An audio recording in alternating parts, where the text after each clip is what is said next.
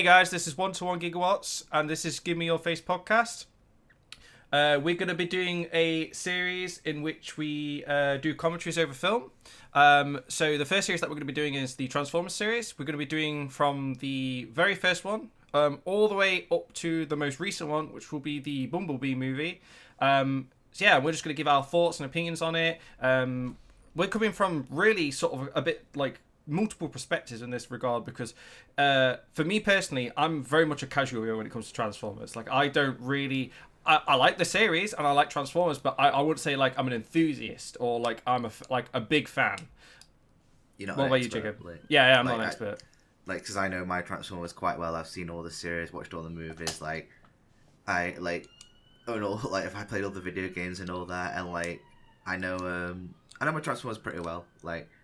So I'll have a lot to say about this movie, because I know this movie quite well and all its sequels. Well, the less as they go along, like Age of Extinction onwards. But like I have a lot to say about this movie, and it has a strange history with us growing up, because obviously when we were kids in the UK, like when it was the end of school, you'd either put this movie on, Shrek, and what was the other one you'd put on? Oh, it was normally like, I think for every school it was different. Like the two main movies were definitely Shrek and Transformers, and then the third one was kind of like it went by school. Like for us, it was like kidulthood or adulthood. It was like one of the really chavvy movies. So like for us, it was different. But like for every school, like that third option was kind of like exclusive to them. But it tended to be like, or I think for like other people, it's like dodgeball and that kind of thing. But for us, it was like adulthood or kidulthood or something like that. But yeah, Shrek and Transformers would tend to be the ones that normally would win. Yeah, like, I agree. This is because I used to be quite obsessed with this movie back when, when I was 13, this was my favorite movie because I was 13, and boy, do I look back and laugh now. Like, God Almighty. I think Transformers was everybody's favorite movie. Really, it was kind of like, it was like something we'd never seen before. Yeah, definitely. In terms of like for 2007, like the effects look really good. Like they sort of flow together super well, so it definitely was like the best looking movie of its time period. I mean, that's not really the case anymore, but like looking back on it, you'd say, oh yeah, that was definitely for 2007, that's pretty good, you know. It was hard pressed to find a movie that that stuck with people more than that. Like, I know it means a lot to my family, like this movie in particular. Like, it's one of those like Terminator 2 where it's like there's something new that we've never seen before, and then it creates its own image of it. I think it's like the most successful movie franchise with the lowest reviews. Oh, really? Bar Bumblebee, yeah, like you know, gotta remember that even this movie wasn't like considered the best when it came out. Like, and I had plenty to say about it, particularly about the effects and the designs of the characters, like, and particularly about the choice to actually get Michael Bay on this movie, because I know about the history in that. So we'll talk about that as when there's nothing happening. I'll bring that up. Yeah, of course, yeah, sure. We'll describe scenes that like we like or like are funny, because there are some legitimately funny moments in this movie. Because it's a problem with most Michael Bay movies. Like, the comedy's not offensive yet in this one. It's bad. It's childish. Like, it's laughable. I think you described it like when we were talking about this, like sort of off camera. Really, is like it's kind of like jock humor. Like Michael Bay is very sort of like he's kind of like he thinks he's a jock basically. Like, well, he is a jock. Like that's of course. Yeah, his humor is basically like It's like innuendo jokes and sort of like sexual humor, but it's not even like clever. It's just straight up stupid. Like it's stuff like you would laugh at as a teenager, but as an adult you're just like, ugh. Like, it's not even good. At its best, it's a guilty chuckle. At its worst, it's offensive. Yeah, like, that's its biggest problem. But it's not it's not too offensive that you go, oh, okay, that's bang out of order. It's just offensive in the terms of like you just think that, ugh, like kind of like come on, like come on, you could do better than that, surely. Like, But there are some legitimately funny moments in this movie. We'll talk about that when we get started. Yeah, of course. We'll be starting in a second. So well, what we'll do is how we'll do this is because obviously not every copy of the film is exactly the same, because some people have different copies. But what we'll do is we'll either describe the scene that what we're talking about. Obviously, how it will do is we'll go 3, 2, 1 and we'll start, and then you can either watch with us if you like, or basically just have this on the background and just listen to us talk about it. We'll try and describe the scenes if we can, but most of the time, obviously, there'll be a timer on the screen that you can see. So we'll try and sync that with the movie as best we can. So no sync is perfect. So. Yeah, no sync is perfect, but we'll try our best. As I said, we'll have a timer on the screen so that you can sort of like basically grasp to where we are in the movie. So we'll probably start in just a minute. Yeah. Just get your copy to timestamp 0. Get ready to press play when we say play. Yep. Right. 3, 2, 1, go. Okay, the movie's playing now. Right, just make sure I've got my subtitles on. Yes, I do. So I've told you the story, Tom, about like I watched the commentary from Michael Bay on this movie years ago. Yeah. And basically his story is that he got the job because Steven Spielberg rang him up and said, "I want you to direct this movie." He's like, "I ain't directing that shit. Like it's a kids movie for toys. Well, toy kid movie." Mm. And he's like, and I get the feeling that he thought to himself, "Shit, I've just turned down Steven Spielberg. I'll do the kids movie. I'll do it." And then he goes to Hasbro and learns about Transformers and then makes these 5 god-awful movies. Yeah. I always state that I don't think the first one is as bad as the rest of them. The first one it's not great, but it's fine. For what it is, it's okay. Like, I think really things start getting bad, like, after really the sort of, like, the second and third one, really, is, like, when things really start getting, like, taking a turn for the worse. Yeah. I say second one more, because there's things in the second one that I'm just like, why have they done that?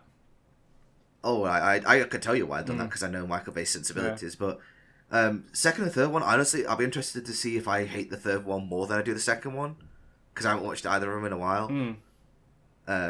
Here we go, the world's first magic box that we keep reusing. Yeah, why has this become like a big like sort of like cliche now? It's an easy MacGuffin. Like, yeah, MacGuffins are just an easy way for writers to just be like lazy and get to all the points they need to. Because in the day, Autobots and Decepticons usually have no reason to fight other than over resources, but instead of doing Energon in this, they do this. Yeah, they do the magic box of mystery. Yeah. Pandora's box, basically, but for Transformers. Because originally it was, the Creation Matrix, which is like, there's very different things in Transformers lore and like mythology that is the Allspark, because the Allspark is basically their afterlife given physical form. It's a place that they come from and then return to once they die, because they've got a saying called "till all are one," and when you go back to the Allspark, you become one with the Matrix, so you don't become a single entity, you become one with everyone else. That's where that phrase comes from. Okay. So right now we're seeing the scene where the choppers are sort of flying over, and we've got in the scenes with I'm on that too. with the sort of army guys. They're just talking at the moment. Yeah, Michael Bay's indulgence in the U.S. military.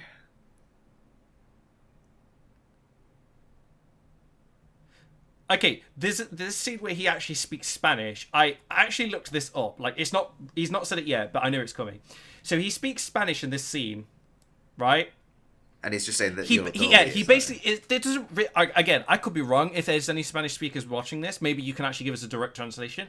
But from what I can tell, he actually just says like, "Oh, these guys are idiots" or something along those lines in Spanish. Yeah. Like, it's nothing really meaningful. I honestly thought like he might have been a bit clever here, and Michael Bay might have put in like a bit of an Easter egg for Spanish audiences, and just said something in Spanish that was kind of like. I know, but he didn't. It wasn't that clever. He should have said that everyone's so orange, because that's what they are. Also, they're so orange. Yeah, everyone in this movie is so goddamn orange for some reason. Like the film. It's because Michael Bay only likes shooting at I can't remember what the terms are. Basically, sunrise and sunset, happy hour. He only likes shooting at that time. Oh, I don't really know why. It makes everyone look really orange, and look, everyone's goddamn orange. They're looking like Trump right now. Yeah.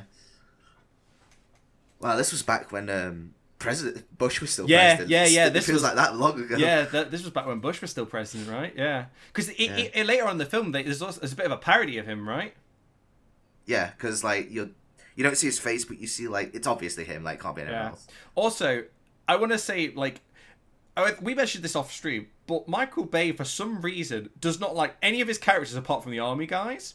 Like he gives them a legit character, an actual sort of like a bit of backstory. Like Sam and Megan Fox, I can't remember her character's name. It's something like Michaela or some shit like that. But we're gonna call her Megan Fox because it's easier. That's what she is. She's just Megan Fox. So they give her like nothing, but they give these army guys like legit backstory and like personality.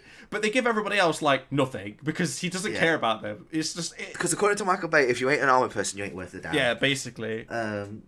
Now I want to get onto the point of like this build up to the reveal of the Decepticon as a helicopter. I know his name. His name is Blackout because obviously all the names were changed beforehand because of Michael Bay. Originally the cast was more G1 centric, like Shockwave, Soundwave. I know he was originally supposed to be Soundwave, but because they got leaked, he changed all the names, which is fine. Like. They're fine because they get all killed anyway, so I imagine fans would be annoyed that they got killed straight away in the first movie. But so this Decepticon here, like the build up is good. Like the they're saying that like it was shot down. So that gives like a question: like, did it shoot it down itself, or did it just like find it and just scan it then? Yeah. Also, Yeah, I want to say, right, if this was legit real life, they would have shot this helicopter down long ago, because it's coming into territory that is not it's not supposed to be in at all. So if it keeps, it has no identification. Yeah, it's got no identification. Yeah. So if it keeps not responding, and they've already know it's been shot down, they know this is a fake. So they would have shot this down way long ago. So that is the highest quality Skype camera I've ever seen for 2007. Yeah. Also, it's got zero lag. Like, what the hell? What sort of internet they're using? It's almost like they're using like a camera from a film and just clipping it onto the screen. It's almost like they're using just footage and then they're just This would have never happened. This helicopter would not have landed in this base if it was unidentified and it was and they considered it a threat. They would not have let this happen. Like, look, they're already messing with this stuff. Like, why haven't they shut it down already? Like, oh, I've done anything. Like, they should know already that like it's still so orange. Yeah, God, it's so bad.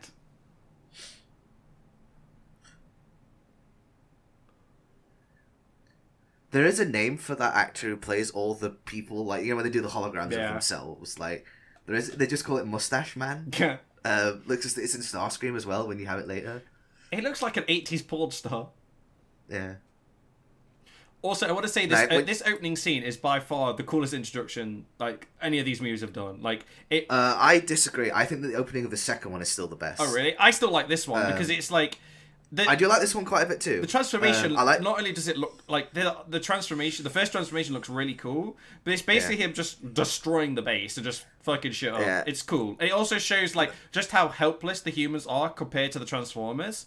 So. Oh yeah, but like I need to know like is this one like is this weapons that they all have? Because this one Blackout seems like he's stronger than almost any of them. Yeah. Also, he had. I know he's the tallest. He had like a shockwave kind of like blast. Oh yeah, what the hell was like? Why didn't they ever use any of these weapons where they have like pulse like cannons or whatever they are? We're like throwing like pulse waves across. Like look at all this shit. I imagine it's like a visual representation of an EMP, but it can't be. Yeah. Like what the fuck? Like none of they don't ever use these weapons ever again. Now, I remember playing the game and Blackout sections were pretty cool, because obviously you could still turn into the helicopter, but it was so difficult to turn him because, you know, helicopter. Yeah.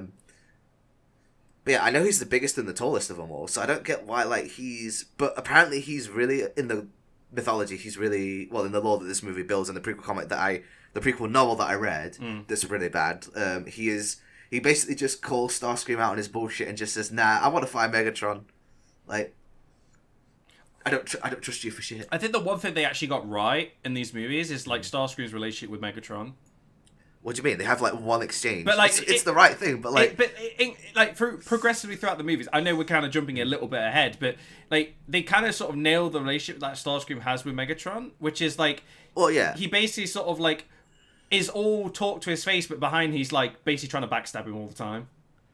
Well, in these movies, he's not really, but there's more like subtle theories that he is. Like, we just don't see it. Like, I'll mention that when we get to the scene later on. I know exactly which scene you're referring to.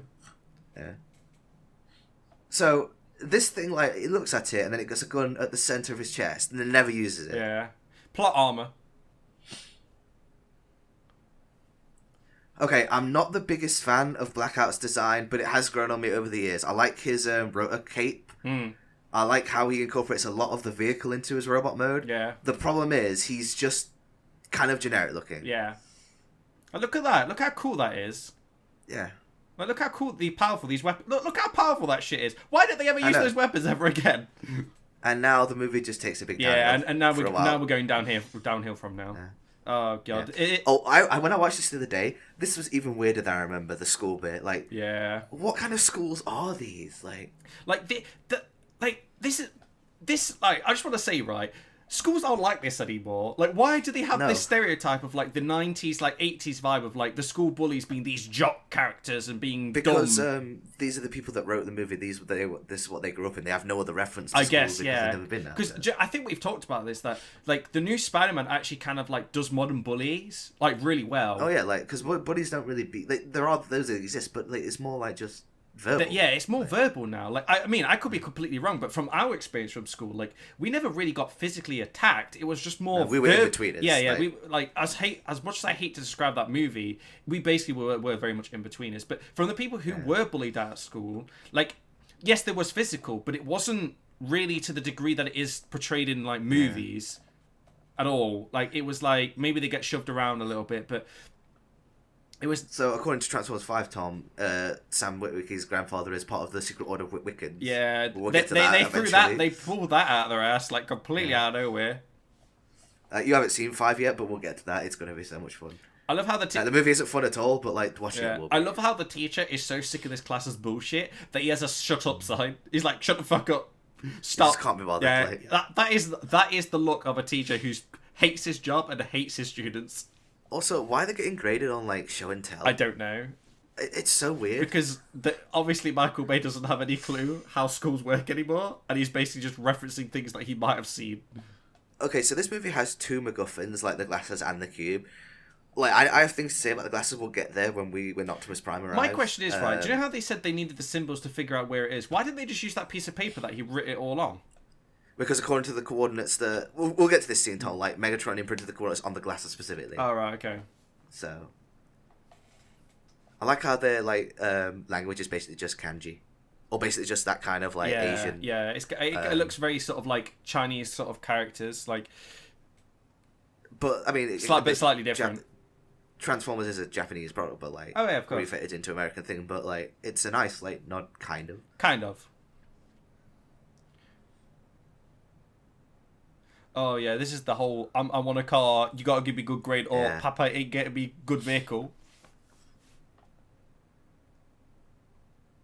This is why does it matter if it's a show and tell? Like, this is what baffles me. It's like, I don't know. I really don't know. Like, also, his dad is like such a douchebag. Like, oh yeah, the parents are the worst. Like, his parents are actually the worst people ever.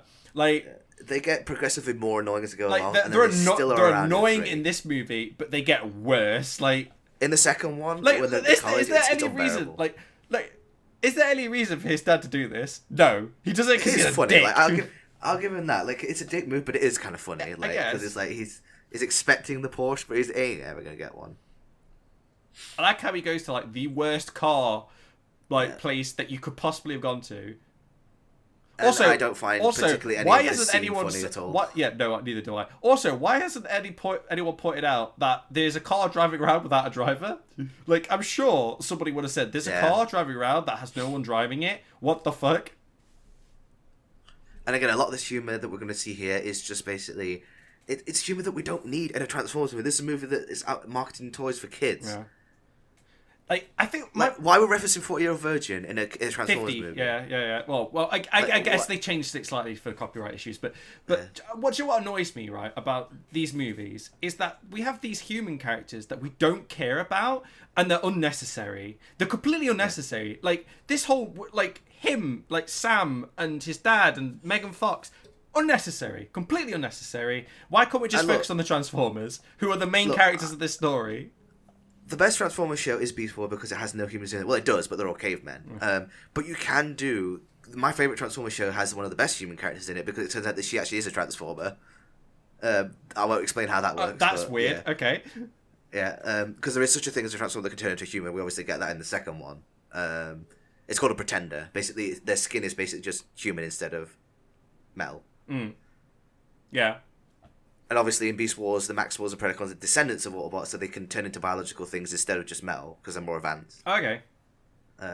Also, why is there an ostrich here? Why is there an ostrich in this place? What is this place? Like, he sells cars and ostriches? What the fuck? What kind of sort of business venture is that?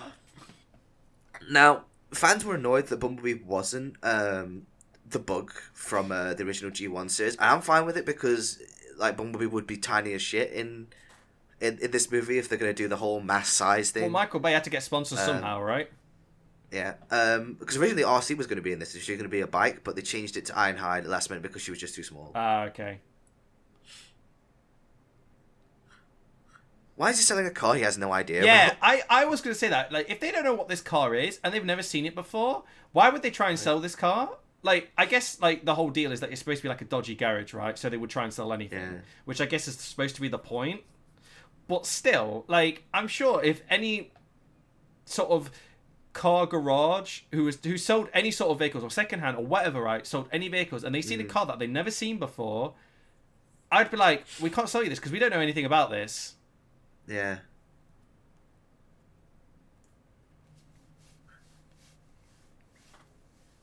I also understand like why you wouldn't do the book because it just makes comparisons to Herbie really easy. Yeah, I guess. Also, his laugh is really annoying. Yeah. He just laughs I like. don't find any of this scene funny at all. It's like that's not even a laugh. That's just like. Yeah.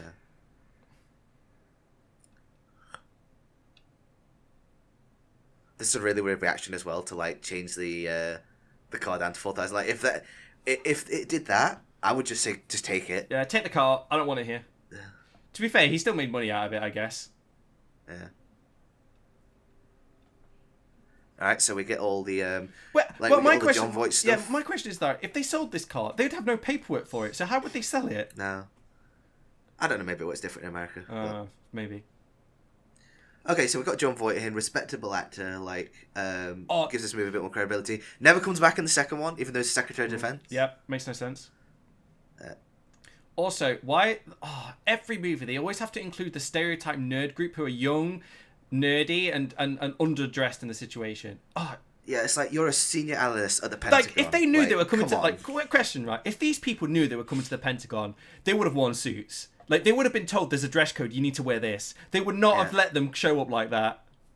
Also, the fun fact: this is the first time that they got to film the Pentagon since the 9/11 attacks, I believe. Oh, really? Oh, wait, I thought they weren't allowed to film the Pentagon. I thought it was like... No, they are allowed. They were allowed after this is the first movie to be allowed after the attacks. Oh, really? Basically. Oh, really? Yeah. Because originally, Tom, Hasbro wanted to adapt G.I. Joe, but... Paramount wanted to adapt G.I. Joe, but Hasbro said that's probably a bit too early because of 9/11. Yeah. Adapt Transformers instead. And then 2 years later, we got that G.I. Joe movie. Okay, straight away. I mean, this movie basically is G.I. Joe with Transformers in, which I do not like at all. Yeah. Because, like I say, I will say that Steven Spielberg, as a producer's biggest mistake was hiring Michael Bay for this. Like, I understand why he thought it would be a good idea, but he should have brought more rein onto him because Michael Bay was allowed to change the script and basically turn it into the military advert that he wanted. Yeah, military stuff. Like, Michael Bay has got, like, a massive army fetish. Yeah. Like, look at all... Like, if you actually look at most of this movie, it is literally just shots of the US Army. Yeah. Like, honestly, they might as well just turn it into a goddamn advert. In the second one, if you're going to do that in the entire movie and I don't have to sit, like, watching Sam trying to go to college to do work, fine. Like, go for it. But we have to split it down the difference down the middle, and it annoys me throughout every single one.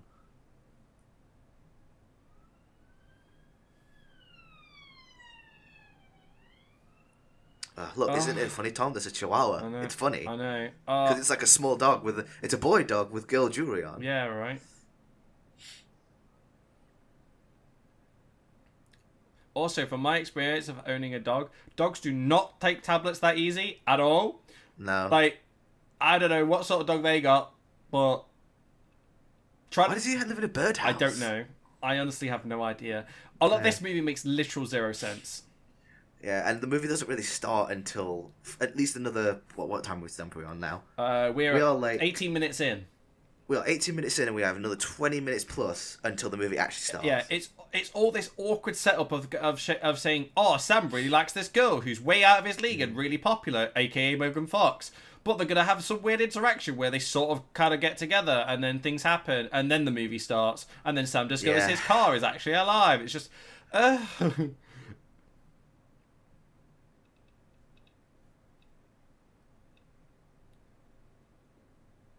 mean... I guess, like you know, this dangerous, like, clearly, like... I love how they're bringing a child into a battle. Oh, wait, okay. No, they're survivors of the thing. Okay, I was like, why are they building... so they took her with them. They took the child with them. Okay, it makes sense.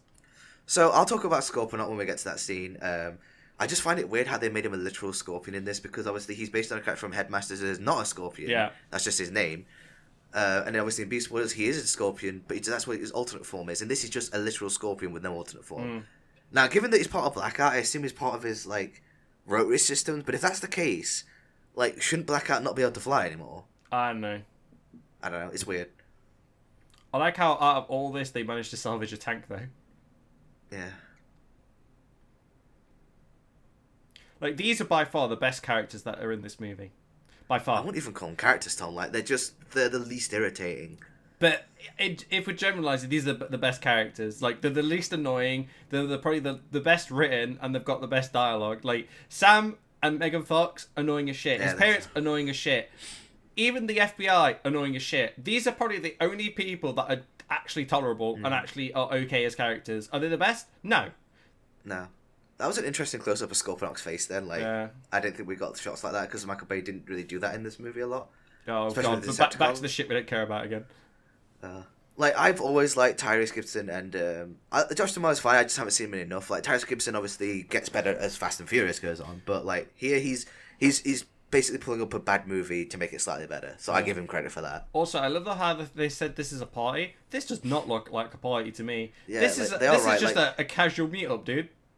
Sam does have a good comeback because it's a typical jock like argument. Like, you're shit at sports because therefore you're worthless. Yeah. Like, a lot of Hummers in this movie. So what would you describe, like, is Sam basically an in-betweener of the American equivalent? Like, because what would you describe him as in American terms? Because I know there is a term for it. Like, he's not a geek or a nerd. He's not sporty and good. He's basically just Well, yeah, a he's loser. basically just an in-betweener, right? He's kind of the same He's as... a loser. Yeah, well, I guess. Like, he's supposed to be, like... America doesn't really have that in-betweener kind of, like, thing. Yeah. It's either you're on one side or you're on the other. Yeah. So I'd say he's supposed to be, like, this loser character, right? That comeback was good. Where like the between brain damage and football is really Yeah, was actually kind of a good comeback. I guess, but still, this is still a stupid Yeah, scene. this is still like because honestly, my problems with Sam's character aside, yes, the script is a big problem, but Shia LaBeouf is not helping at all, and we'll get to parts of that, especially in the second and third one. The third one in particular, he's almost unbearable. Yeah. Um, That's basically where like Shia LaBeouf like sort of like essentially like loses himself, right? Like after Yeah, that movie, 'cause, he like, just this goes on like character- a mad. this character has serious anger issues that he just will not deal with. Now, I had never understood the fascination with Megan Fox. I get it, but I've never I've never grasped like She's so for me like, personally. she's so overrated. It's like liking a Barbie doll. Yeah. She's a Barbie doll. Yeah, it's so overrated. Like Yeah. I just honestly just don't get this whole. I don't like how they've done the human characters. It's like I just don't understand why we have to have these scenes. Why can't we just have a movie that is about the thing that it's supposed to be about, which is the Transformers? Well, we got Bumblebee. Yeah, and we that got was Bumblebee. much better, and we'll get there eventually, like when we talk about it. Because in the original animated Transformers movie, they gave Daniel, the only major human character that other than his dad, a mech suit so he could fight alongside the Transformers. Yeah. Also, A mech suit that transformed, no less. also as a quick side note, that friend we never see him again. yeah, like, That's he's it. just basically That friend gone. dead. Never see him again. Oh god, that more awkward humor. Oh, I love it. Like, why would you say that? Like, It's just.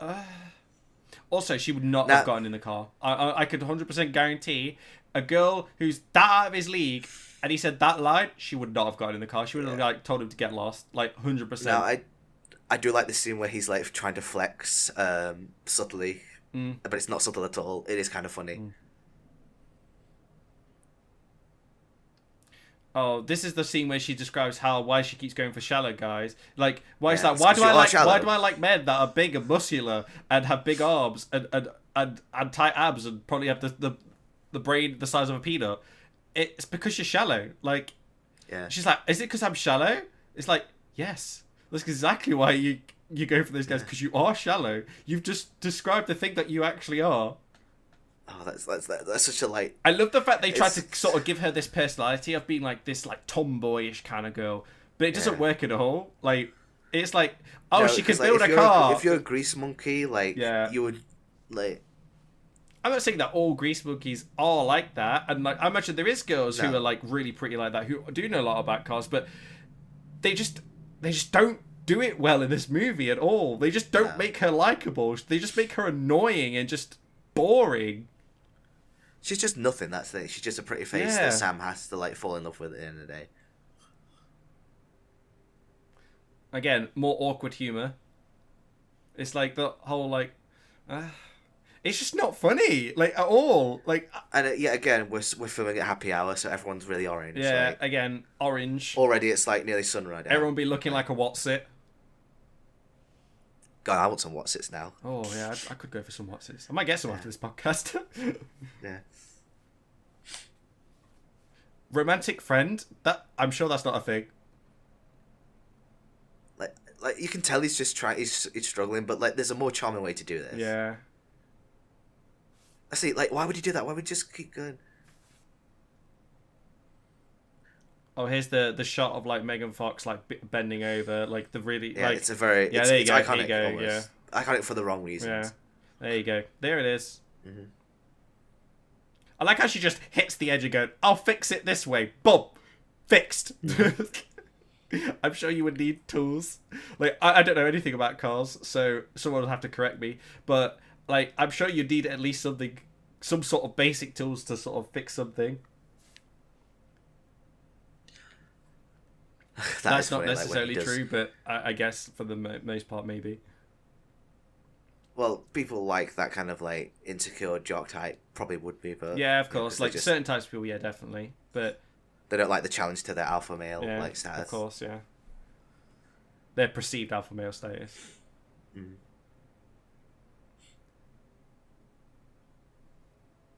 She's gonna walk in those heels, bro. Good luck.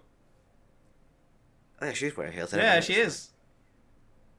Yeah, the wedges, but still, like that'd kill your feet, man. Yeah. Also, his bonnet's still up. I don't know if he's noticed. Oh, okay. He does get out. Yeah, done. Okay, sure. Also, can we just say how much of a dick Bumblebee is at this opening? Like, he completely fucks him over, like, super hard. Bumblebee is kind of a dick throughout these 4 movies. It's only when he gets to Bumblebee's own movie that he's actually not kind of a dick. Like, he deliberately broke down. He deliberately put on shitty music to make things awkward. Like, I get he's a machine and is probably not supposed to understand. But still, he just did a pure dick. He could have just pretended to be a car and done nothing. And it would have probably worked out just as well. Well, I guess they wouldn't have found out about her being a mechanic, I guess. But oh, here's the shallow bit. Yes, you are shallow. But there isn't though, Sam. There isn't a lot to there is not. There's nothing. What you see is what you get. Yeah, like Bumblebee in this movie, like going back to that point, is basically just manufactured to be cute in this, even though his design would not suggest otherwise. Like, I need to talk about the designs as well at some point when we get there, because nothing's happening. I'll talk about it now. So Michael Bay came into this movie with the conception that he wanted the Transformers to be realistic, none of the blocky G1 designs, which is fair. He wanted it to look more alien. I guess, yeah. That was his angle, right? The problem is that's so misguided for someone who like doesn't understand like what the things look good from an artist standpoint, because the problem with most of these movies and the Transformers in general through 1 to 4 is that they have no focal points. Like this, there's no. Sorry, I just want to distract you just for a second. This woman here is probably the best female character in this movie. Like she's intelligent, but she's not like she's not made to look. She's pretty, not made to look pretty. She's intelligent, and she just happens to be pretty. That's how you're supposed to do a character. Like it shouldn't be like the main focal point of their character, and then sort of throw that as a point in as like, oh, but they also got this. It just doesn't work. Like, oh, so here we get our first Minicom Frenzy, who has the gift of a personality of someone who's just an addict. Doesn't matter what it is. It's just an addict. Yeah, is the coke? That's his personality. Yeah, the coke. Oh, here's George Bush. Yeah. Oh, wait. How has he not been seen? Yeah. And also, something that turns into a very curved speaker, why has he got all sharp edges? I don't know. So you were saying about Bumblebee's design, sorry, I distracted you. So I'm talking about all the designs in general. Like, Michael Bay came from the stance he wants it to be realistic, like, alien looking, and that's fine in theory because they have done that before. Like, Prime gets that down. But the problem is, in this, that they're too busy. Yeah. And they have no like focal point that the eyes can like rest at. And in the movies onwards, they do get better at it slightly. Bumblebee is where it reaches its peak. Yeah. But like I think from a design point, Michael Bay just came with such a misguided view of how to do these designs. Yeah. Also, I like how she seen a radio in the lift and went, that's not abnormal at all. Picks it up, puts it on the shirt like the side. That's it's cool how they actually built a practical model for it. Yeah. A puppet.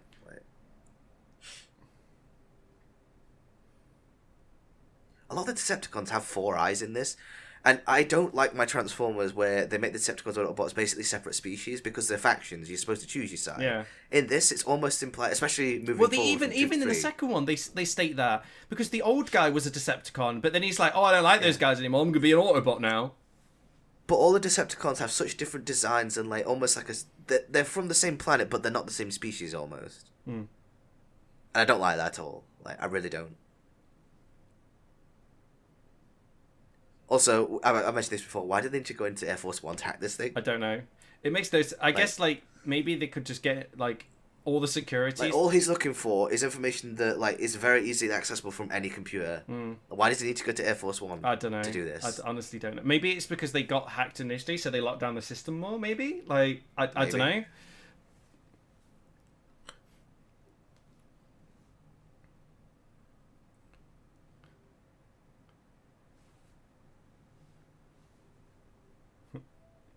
I also love how in movies they make hacking look super easy when it isn't this easy at all. Well, to be fair, in this it's like not really hacking so much as it is stealing like files. Yeah, I guess. Like,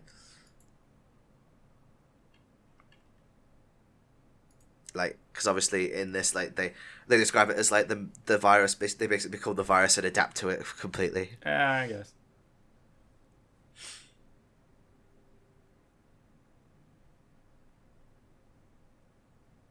I love how to stop this. They basically just get rid of the entire country's internet. Yeah.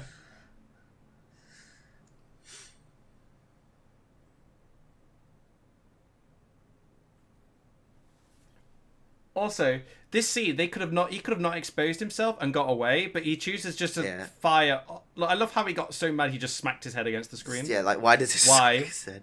Like, also he leaves his evidence. Yeah, there, yeah.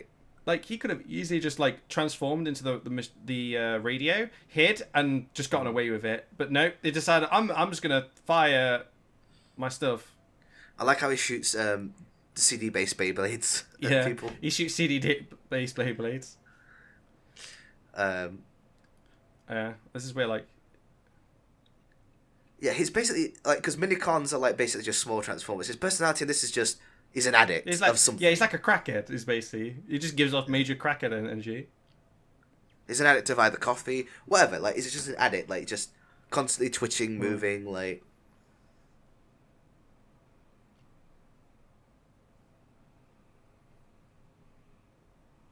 Oh, this scene. This goddamn scene. How does he not get seen? Look how many people are around. There's that group over there. There's the people behind the police car. My favourite bit is when he does the walk and he's like... That fucking officer's looking at him! How does he not say anything? Oh, man. That army dude was literally looking at him!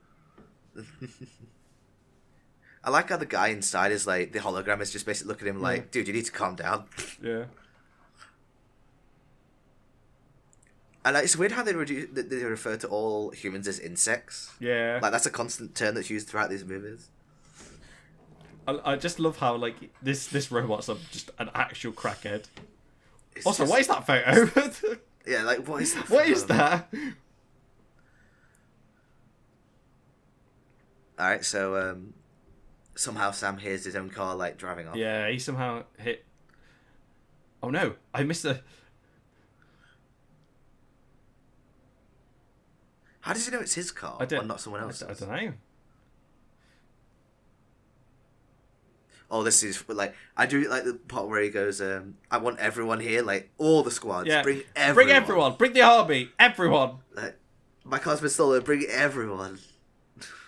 I'm gonna go on pursuit on bicycle, and somehow keep up.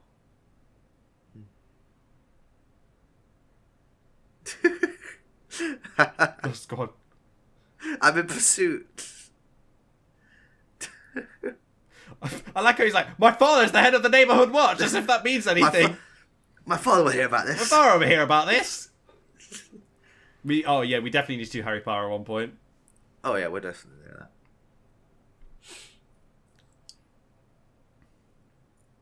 Also, how is that super like accessible? Like, I'm sure like there's a guy driving that train. Like, how did he not stop him then? Oh yeah, here's where he sees Bumblebee, right? Well, just a silhouette of him, kind of, for the first time. And he just shoots the Batman symbol out of his... oh, yeah, this is... Sorry, the Batman symbol. The Autobot symbol. Yeah, the Autobot symbol, which is basically just like, oh, Batman, we need your help. Yeah. Why did they do... how would they... I have so many questions. Like, what is that supposed to do? Like... I think it draws the other ones to him. But like, no one would see that. No, really, like, how would that see... Okay, this joke here is funny in a movie like 40-year-old Virgin. It is not appropriate nor funny, really, in the movie like this. Because, like, this is a movie kind of aimed for kids. Yeah.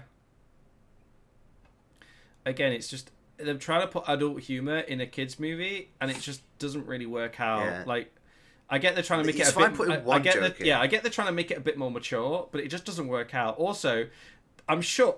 Bruh, like these dogs are strong. Yeah, these dogs are like, what breed are these dogs? Like, are they pop machine? They just tore those chains straight out of the wall. Like, they would have choked, wouldn't they, trying to do that?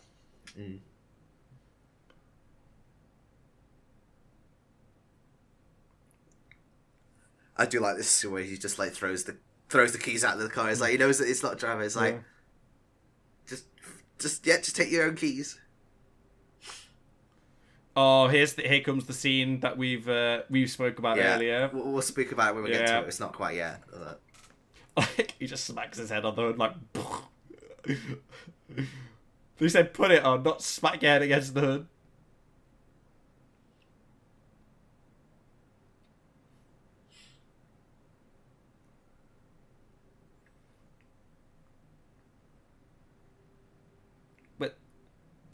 Like, how did they not know this, like, what was stolen? Like, I'm sure, like, they could have, like, figured it out, right?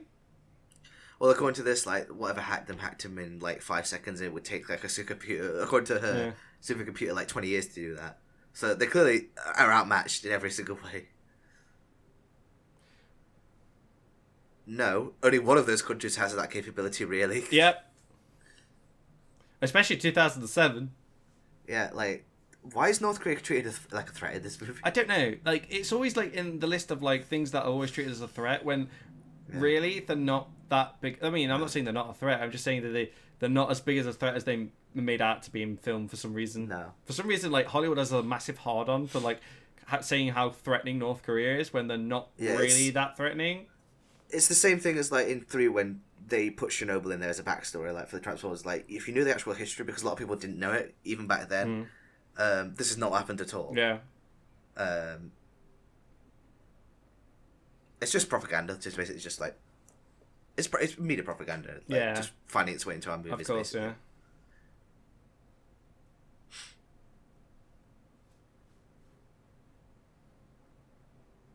Brain mouth thing? What? What does that? What does that even mean? What does that even mean? What's a brain mouth thing? Explain that to us. Oh, here it is. Here we go, right. So, what universe, Tom, do cops act like this? Not American or otherwise? Yeah, like... No cop ever talks like that. With the boys. Like, he could see that's prescribed for dogs. Like, on the label it would say dogs. That's what the kids are doing now, a little bit of mojo. A little bit of mojo? But this scene where, like, he looks at his gun, it's like, what is happening? What is this? Who would hire this police officer? Yeah. Like, yeah, I am my piece? Like, what is happening? Like, why is he being so threatening? Like, I don't get this. Why? It's because, like I say, Michael Bay has no respect for cops either. Yeah. Like, authority people, as long as you're in the army... That's it. Like, that's why was he so aggressive towards him? He literally just pulled him over for what? Like, he went in to question because he's seen something. Why would they be, like, roasting him over something that he's reporting? Like, it makes no sense. Like, I mean, yeah, if he got caught doing something bad, then sure. But, like, even then, I think that's a bit extreme. Like, they would just interview. They would sit you down in an interview room. They wouldn't sit you at a desk like that and they would say, okay, so what are you trying to say? Blah, blah, blah, blah. Like, yeah, they do the good cop, bad cop thing, sure. But, like, it's no way near to the level that they were doing it in that. That's just him being straight a dickhead. Okay, here comes the Scorpion Transformer. Scorponok. Yeah. who disappears from this movie and then comes back in the second one to instantly get killed again. Yeah. So the scene where like he jumps out in a minute, I'll get to it when it comes. Is actually real. There's actually real explosions. It's when they're running away from him, basically. Okay. Hang on it. So, the shot right here, like.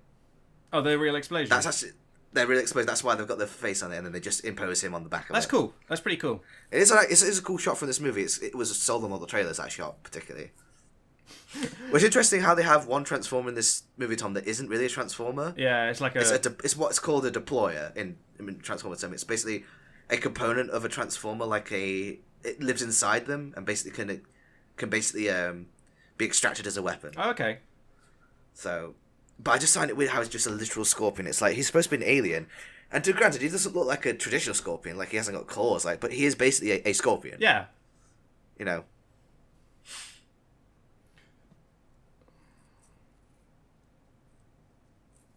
Again, this scene is just to show off army equipment, basically. Because, you just get the shots of the equipment from the army, just taking it out. I think this is probably the only scene in the movie that would give you a bit of a chuckle. Yeah. But I love how it's like you've got the cartoonish elevator music in the background. Yeah.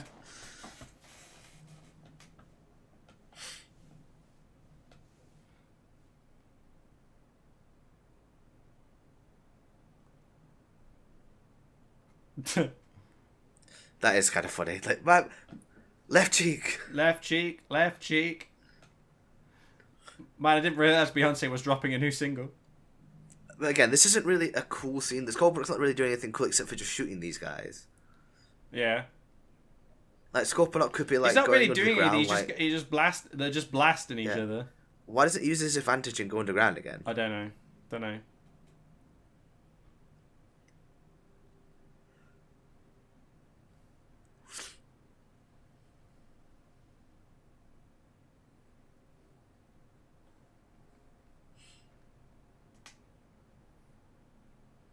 Yeah, this is basically just an excuse to show off all the military equipment, right? Yeah. No, because they don't have any cameras. No. How can they see?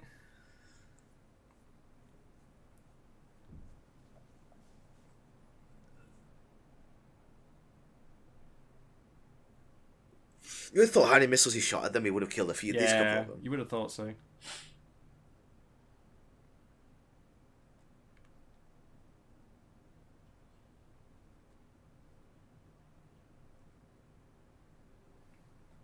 Again, more military shots.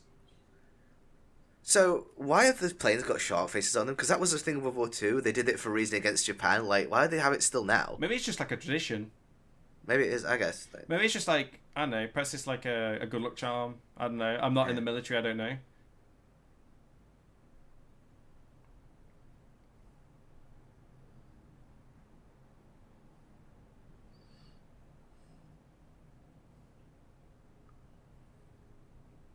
Is it it's I get it, Michael Bay. You like the army, you think it's cool, but I still want my Transformers movie, please. Is it Michael Bay, one of the few directors that is actually allowed to shoot all this? Yes, he is. He's also one of the few to shoot things that you shouldn't really be allowed to shoot, like submarines. And look, it's cool that he can do that for the army movie. If that's the case, just make an army movie. Mm. Don't make my army movie into my Transformers movie. You think he would actually just make he has done recently. Oh, really? But it's not very good. Because I remember he's still just not that great of a director. He's got a good eye for visuals, but cinematography wise, he's really weak at that kind of shit. I guess I always give this credit for Michael Bay. When it comes to effects, he knows how to do that. Oh yeah, because he's a car commercial guy, so he knows how to make the robots look realistic because they're basically made out of cars. However, he has no eye for cinematography really. I guess that's not really. That's a problem. I guess that's not really down to him though, because that's down to his cinematographer. Yeah, but he's the guy who's supposed to tell his cinematographer what he wants to do. I guess, yeah. So it's just because this is why Bumblebee's so much better, because Travis Knight, the director of that, who did all the Paranorman, Kubo, he basically comes at it from an animator's point of view, and he understands the laws of animation and what makes things look good. Whereas Michael Bay doesn't. He does it all from a commercial standpoint, and a commercial standpoint is just kind of, it's shallow. Yeah. So that's what you get. And not only is everyone orange, but we also get fucking orange smoke. Yeah. Also, like, I know this is a meme for Michael Bay, but it is really true. It's like literally everything explodes for no reason. Yeah. And this movie doesn't have it as much, but we will see. Yeah, it gets worse as like they progress. The second one is probably the worst one, especially. There is a funny scene later on where something just explodes for no fucking reason, and it's like, why? See, you know that shot there with the helicopter and they're walking to it and it's all in the red background? Yeah. I want to say in theory that was a cool shot, but I don't know. No, it looked cool. It looked cool. I don't know too much about film and how cinematography works. I want to say it's a good shot in theory, but I don't know if I'm right on that. Yeah. But it looked cool. Like for me personally, as a viewer, it looked cool and I liked it. I maybe from a filmmaker perspective or what's the term I'm looking for? Like a camera, like there's a special name for like a camera operator. I can't remember exactly the cinematographer. No, the cinematographer is somebody who like basically is in charge of like. I guess it's a cinematographer. Yeah, right. I guess it's a cinematographer. But yeah, it looked cool. That's all I'm saying. At the end of the day, it looked cool. Also, this guy was just playing fucking Dance Dance Revolution, and he got completely cock blocked from it. I kind of feel bad for him. I know, exactly, and it's like, why is he the only hacker in the world that can break this code? I don't know. Like, also, they're always going with the stereotype of the hacker who lives with his mom. Yeah. It's always the same thing. Like, middle-aged man lives with his mom. Like, why can't we have a hacker who's like a successful man in a business? Because not all of them are like basement dwellers. I mean, some of them definitely are, but like there's people who are hackers who are world class, who are legit very successful in life. Like, they're not just losers. I haven't seen Anthony Anderson in much. That's the actor who plays him. I've seen him mostly in Scary Movie. Yeah, I think he's in the third one quite a bit. And it's like, I don't think he does. He could be funny in this movie sometimes, but not all the time. I mean, he does have a funny scene in this movie. Like, it's not like. Oh yeah, the scene in the donuts is great.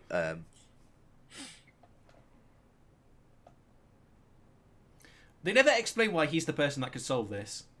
Yeah. Also, why couldn't they do this? Yeah, like. For hacking, it's already pre-rendered. Yeah, ready to go. Do you know what? Like, all these hacking scenes in movies really annoy me because this is not how hacking looks at all. Yeah. Hacking is literally just looking at code. Like, I'm not a hacker. But that's boring. I'm not a hacker, so I can't really tell you exactly what it looks like. Yeah. But for what I've seen, it basically is just you writing straight code. And oh my god! Why does he jump through the glass? Yeah, why did he go through the? Why did he just open the door? I mean, to be fair, with things that are going on right now... Why did tackle him into the pool? I mean, to be fair, with how things have been recently, this isn't as far-fetched as it seemed before. Yeah. Okay, so the movie now officially kind of starts, because now we finally get our first real look at Transformers in a minute.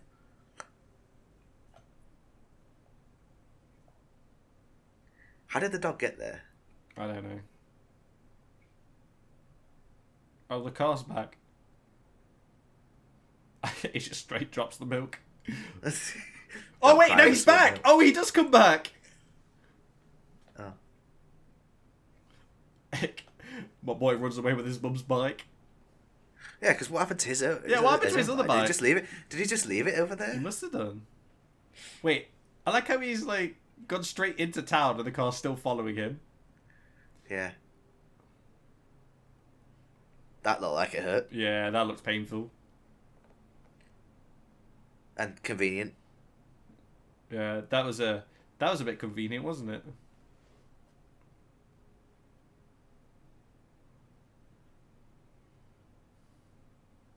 it? Like I just casually I'm just getting chased by my car, don't worry. Yeah, don't worry about it. See ya.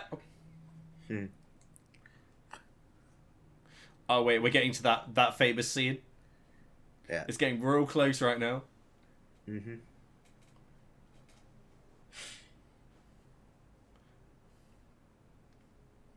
Now, based on the context of what we saw of Cops earlier, we can kind of see why he believes that Cops, when he comes to Barricade in a minute, that why he's acting like that is because he's seen obviously the Cops are kind of crazy in this universe. I mean, Cops in general seem to be a bit crazy. Yeah. But also, why would a cop car how would they be able to afford a Mustang as a cruiser? But anyway, I like the little detail of Punisher and Slave. I always like that. Yeah. It's a nice little detail. Even for a police officer, that's a bit out of the line, man. Yeah. Like, But then again, like he's dealt with police officers Yeah. like the one before. How is that any worse than before? I guess.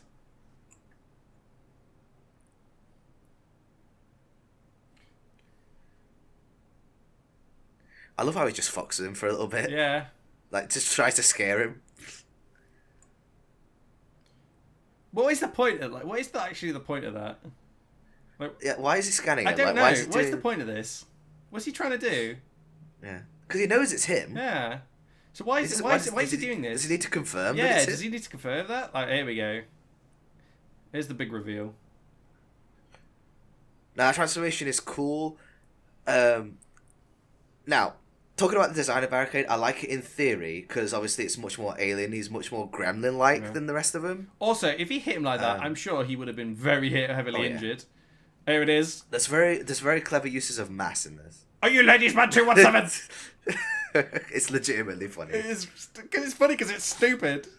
Yeah. Like, they know it's Ladies Man 217. Why are they confirming that? Like, they know who he is. Why do they have to confirm it's Ladies Man 217? They could have just said, is your name Sam Witwicky? It was completely unnecessary. Also, I like how she's a car girl, but yet she's driving a moped. Yeah, she does not seem like she would drive. No, you'd thought she'd be driving like a Mustang or something. Why did he just knock her over? Yeah, why did he do that? That's such a dick move. Like, you could have seriously hurt her doing that. Like, he could have Look, that shot there, Tom. Why did we focus on the car flipping instead of the robot? I don't know. It's weird. Yeah. So much light. I'm being blinded. Yeah. Getting kids, we're going posing. Yeah.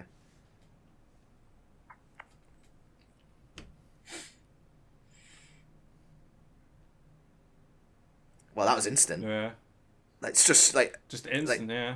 instant. Like, yeah. I love right, this car chase, right, is boring because it's just a car chase. They're not doing anything cool. It's just they may as well just be in any other movie. Yeah, it's nothing interesting. It's just them going through different places and in a fast motion. It's super boring. Yeah. Like, and I'm sure it ends like in a minute anyway. Like, what is really the point? They could have just had a big fight right there and then. It would have just. I know, and apparently there's mythology behind this. Is that these two have a rivalry, but it's never brought up in these movies. Yeah. Transformers likes to do a thing where characters have the same name with the same letter, like have a rivalry.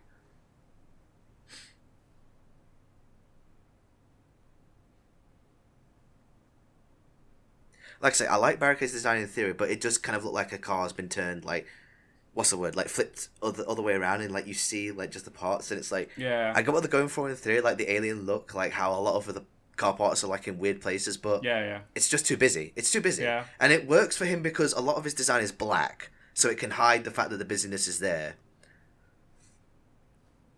Now I'll talk about Bumblebee's design in a minute, but we'll get there. Like when they actually have fights, it's actually pretty cool. Not here because you don't see it. Yeah, because you don't see anything. But when they actually show it for later on, it's actually pretty cool. Like, that's kind of cool. Again, like, clearly they haven't figured out the size still, and they're just trying to struggle to fit them in frame. Yeah. And again, we focus on those two instead of fighting. The focus between the Why can't we see the fight? Why do we have to focus on these two characters that don't matter? Yeah. Like... This is what annoys me about these movies, is that they don't focus on the Transformers. They focus on the human characters. When the Transformers are literally the title of the movie. Yeah, they're basically plot devices to get to action scenes. Yeah. Like, again, we're focusing on this shit, like, unnecessary. Oh yeah, he takes his trousers. Hee. Yeah, like, isn't that funny? He's got no pants. He's got on. no pants. Oh my god.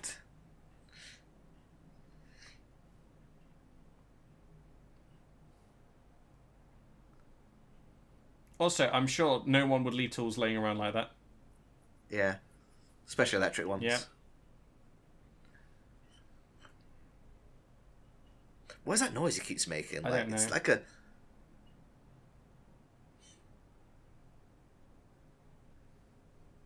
You might as well, Tom, replace the sound effects with the sound effects of a grunt from Halo 3. Yeah.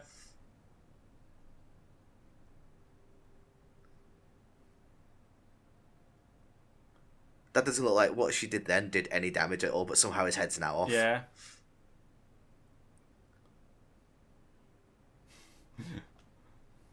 Oh, the Wilhelm scream. Yeah, the Wilhelm scream. The must-have sound effect that they have to put in, but they've pitch shift it so it sounds slightly different. Yeah. Also, you know his body that was just left, not the spider body he now somehow has.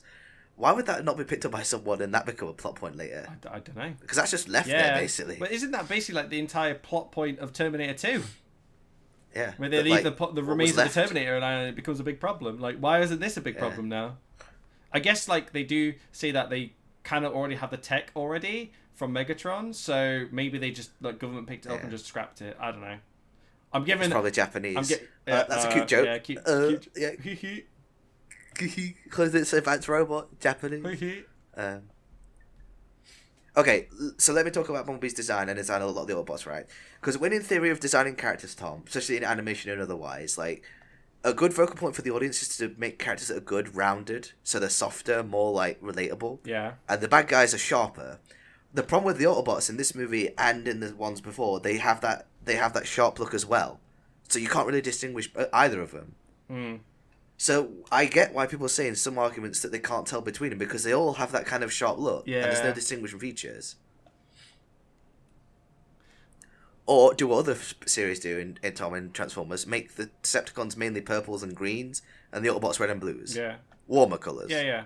Also, what annoys me, right, is that Bumblebee in this movie can't talk, which is fine. And then he fixes it later on, but then they still keep him muted for some reason.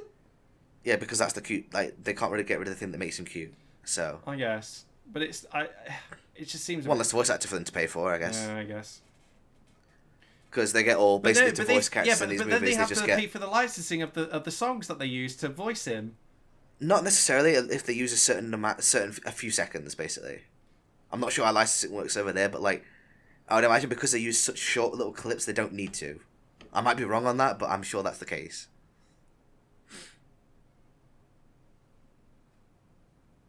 Because obviously a movie like this will buy like tracks it can use to use in movies, so and then we'll release it as an album. Wait, to have get the money back we from already that. missed the Easter egg of Linkin Park being on the radio? I think we have. Yeah, Linkin Park with Transformers. Do you remember, Tom, the good old days of YouTube where everything was just Naruto AMVs of the same Linkin Park song and Transformers AMVs of the same Linkin Park song? When this was back when Linkin Park were actually pretty good. Yeah. We were both there, Tom. Yeah. And this is when the strength of men fell. We were there when Linkin Park fell from grace. Yeah. Nothing's ever been the same since he passed. Yeah. So. R.I.P. Chester. Yeah.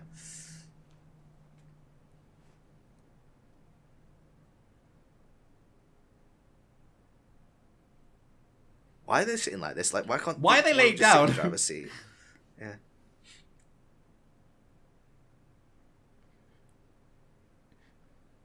Like, that's your first question. Yeah. Given what you've just found out about. Not like, where are they from or what are they here for? No, why is he this piece of shit Camaro? Her entire perspective of life has just changed in the last, few minutes. Yeah. She now knows that they are not alone in the universe, and, like, the entire world has now changed, and she's like, why does this car so shit? Yeah. And this is it. This is the Camaro that we see from now on. Well, just variants of this, like, as Chevrolet keep bringing it out. I mean, if I was Sam's parents and you came back with this car, would you not be asking questions? Yeah, that's what I would be wondering. Obviously, they don't see that until the second one, but at this point. Oh, here come the Autobots.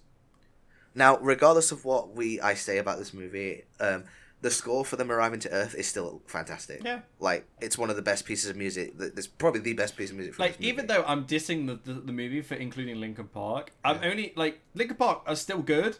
What annoys me is that it's overused, is all we're saying. Yeah, it's really it just becomes a legit meme after that. Especially in the second one moving forward. They just use Linkin Park for everything. And it's just like, do you know what? Linkin Park made proper mad bank from this movie.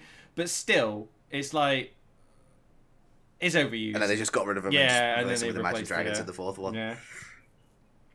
I think it's because they knew it was becoming like a meme. So the whole meteorite thing is weird because in every other continuity, Tom, Transformers use spaceships and sometimes Transformers are spaceships. So them having the meteorites, and their theory is like, the writers who wrote this, the clowns, Robert Orci and Kurtzman, the guys who wrote Transformers 2 Star Trek, like they're basically like hack writers. They write Amazing Spider-Man 2 as well. Hack They writers. somehow still get writers. They still somehow get jobs, and they still like get work. Also, what was with the little So- girl in the Tooth Fairy scene? I don't get this. Like, it's not happened yet, but you'll see it in a minute. Yeah, I know what you mean. Like their argument was, what would be the point of something that's moonlighting as a car need a spaceship to like travel? I'm like, you're completely missing the point of like what this is like because obviously it's a disguise. It's not their actual like mode of transportation. Yeah, it's just it just happens to be a it's vehicle. a disguise, right? They're trying to blend in. Yeah, Like, it's such a like. also, how did I don't believe that like, they are fans of this series. wait? Did they transform out of the spaceship, or were they inside of it? They are this like that meteor is them. That's them. Yeah. So they don't have a spaceship. They're basically just meteors that crash to Earth and then just turn into their default protoform, and then scan a new vehicle, and that's when they look like now.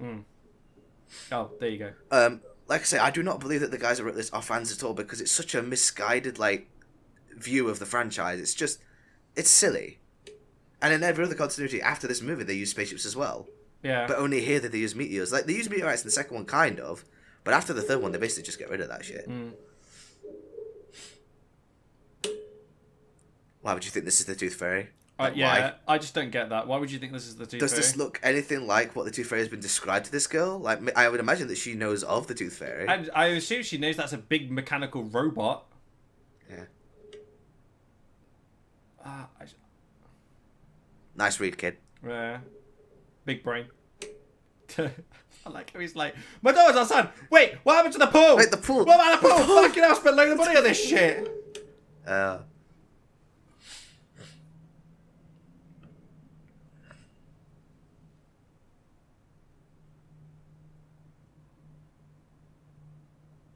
Okay, I need to talk about the flames on Optimus. Like, so a lot of fans complain, like, obviously Optimus having flames, the mouthpiece and all that. Like, I don't mind the mouth as much as other people, but the flames I do have a problem with because it's just they're supposed to be robots in disguise. It's just not subtle at all. Why is Optimus? And it's just- why is Optimus crossing with Guy Fieri? It's like it's the jock mentality of like, oh, these look cool. Yeah. It's the same as tribal tattoos. It's like these look cool, and they've been ruined because of that. Yeah. Is Optimus taking us to Flavor Town? Yeah.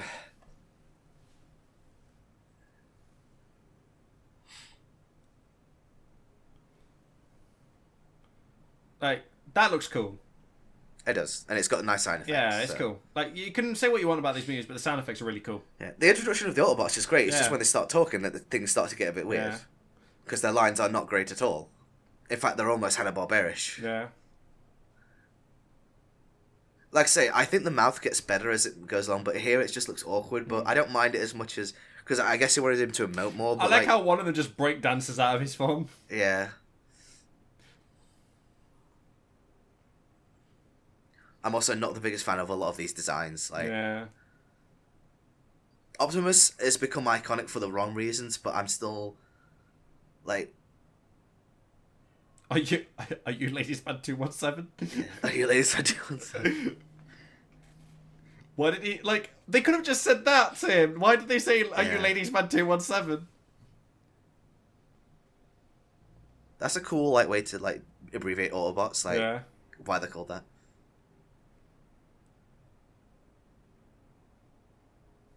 I don't get why they did that accent for him.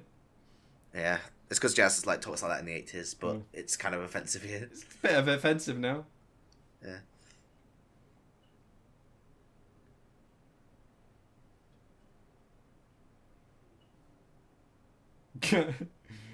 He's like, he basically, That he should basically be said the funny. same thing as the police of your eye in my piece.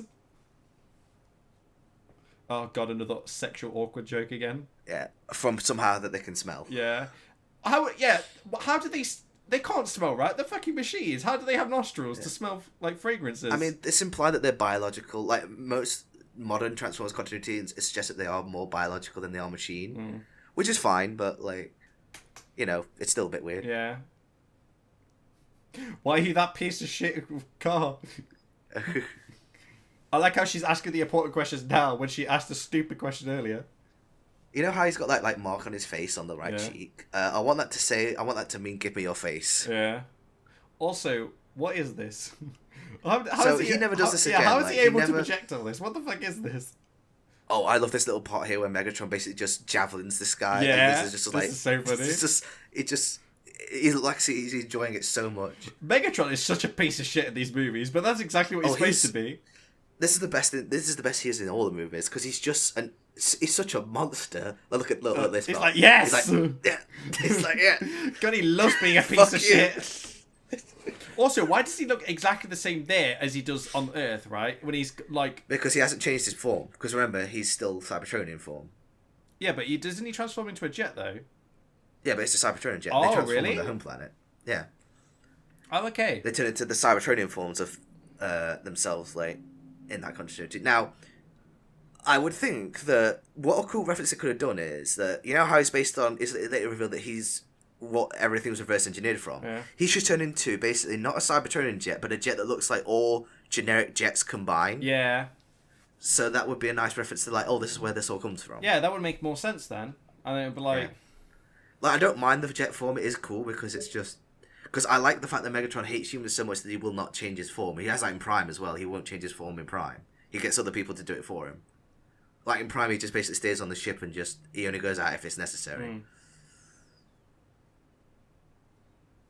So, big plot hole, Tom. How does Optimus Prime know all this? He wasn't there. Yeah. How does he know all this? And why is his navigation on his finger? Like... It's like the ET finger, right? Yeah. ET phone home. Megatron phone home. Megatron, like, just... Like... Oh, I don't know. Also, if he's blind now from this, like, how did he get the glasses back? I don't know. No, my question is, Or- how did he know all that backstory? Yeah, like, how... You weren't there.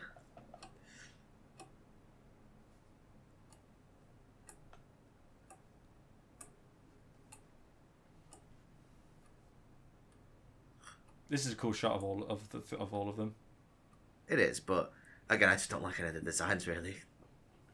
I mean, Optimus and Bumblebee became iconic for like the wrong reasons, but the rest of them, it's just they're just junk piles. Mm.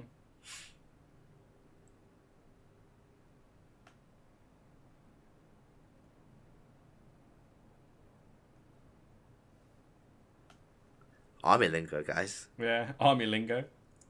So we're at the scene where like they're analyzing Scorponok's tail, and it still works for some reason. Yeah. Are you still recording, by the way? So that's still fine for you? Yeah, it's still going fine. Okay. Just delete that out when we get to the commentary. That's fine. Oh, here comes the donuts. this is it. Yeah. This is I want to say this donuts look fucking delicious. I know. I want some. Oh, John, I might go get some donuts. later. Yeah, let's go get donuts. I love how he says all this stuff and then immediately. I like, quote. I ate the whole 360 plate quite a bit. Like I ate the whole plate. the whole plate.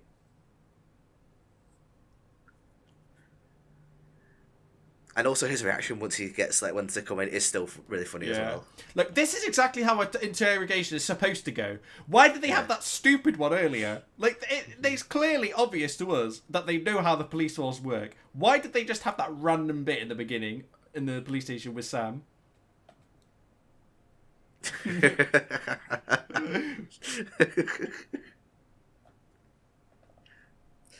I do like the line of like, I've downloaded a couple thousand songs. Who hasn't? Who hasn't? I like how she said she called him a freak and not a sellout or something. Why freak? That's just such a weird thing to say. Yeah. Shut up.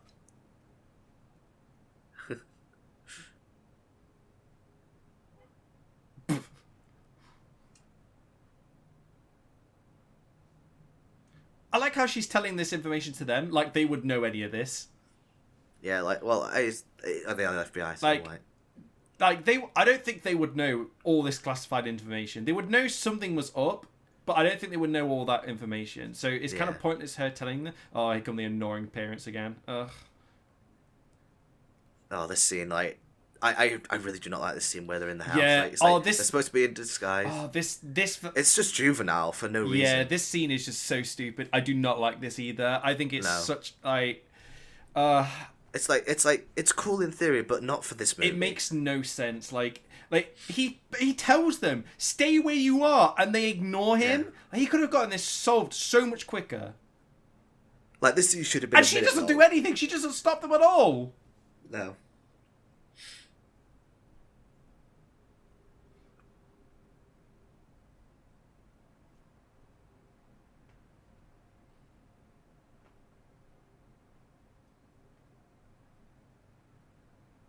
What mad shade he's throwing at his son there. Yeah.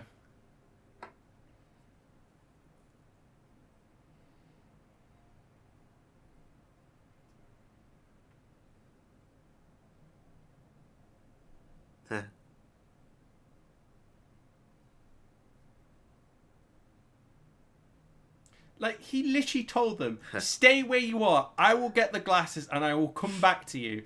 And they ignored him and proceeded to make things worse. It's stupid. Why? It's utterly stupid. It's a scene that's here just because it's cute. Yeah, it's to make things, hey, funny, haha. Yeah. They've already fucked up the grass, look. Oh, yeah, destroys, like, basically... Yeah. Why did we just say... He's got a point, though. My It's bad. like, how could they just not wait 5 minutes for him to get the glasses? Yeah.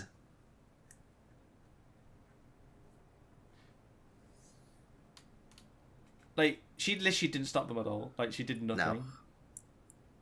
Again, this peeing the dog joke, like...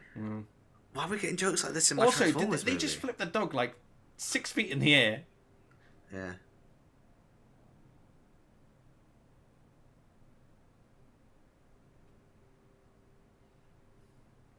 Did the bullets on his right gun just appear out of nowhere then? I don't know, I wasn't watching. Yeah.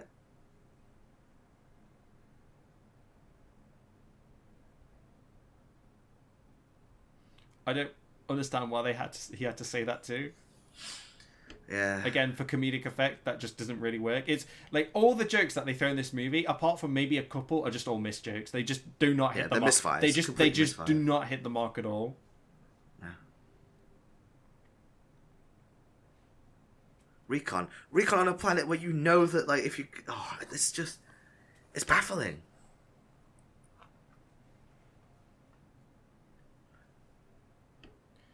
God, they really like candles. Yeah. Why would he be under his bed sheets? Well, it's like it's not even in his room apparently. As I recall, it's not even in here. Oh God, here comes the other scene, the really awkward one.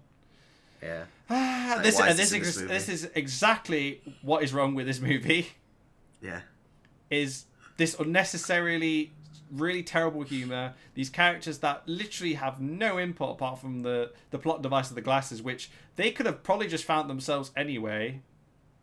So he's got like loads of skateboards in his room. I bet he doesn't even skate. I bet he just has them because they look cool. I bet he's all for that aesthetic.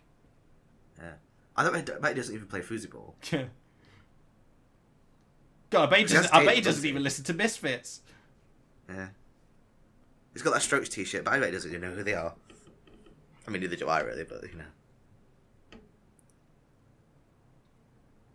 I recognise that actor, but I don't know who that is. Yeah. My moped's under there, man. Who's going to pay for that? Like, he's still just stepping on everything. Like, yeah, he literally just said, "Don't do that," and Optimus proceeds to go doing the exact same thing that he did not want him to do. I like how even Optimus is getting tired of his shit. Yeah, like Optimus's frustration is our frustration with this movie. Yeah. I like how he's telling him to calm down, yet he was the one that was rushing him, being uncalm. I think he's blaming them when it's their fault. When it's his fault. There you go. I guess, like, the only thing that he kind of got away with it is, like, they thought it was an earthquake, so therefore, like, they were like, oh. Yeah, that's probably the reason. Yeah.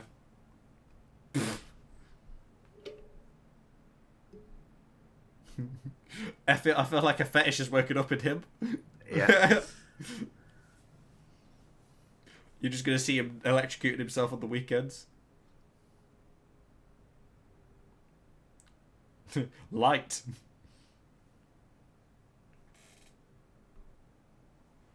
Oh, this scene drives me insane. Oh, I hate this scene so much. Yeah, it's probably my least favorite scene in the movie. It's just dead weight. Yeah, that's all it is. It doesn't contribute anything at all.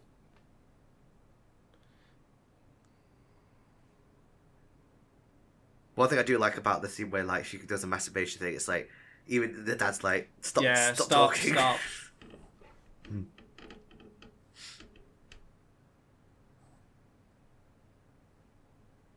Well, he's not really sweating more. He's just orange. Yeah. Like most yeah, people in most this people in movie. this goddamn movie.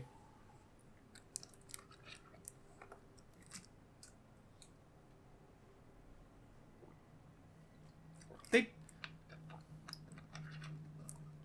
Repression. You're oppressing me. He's so defensive of like all this shit. Well, I guess teenagers are though, right? Yeah. Yeah. Oh god, this fucking scene. I hate it so much. It's just so unnecessary.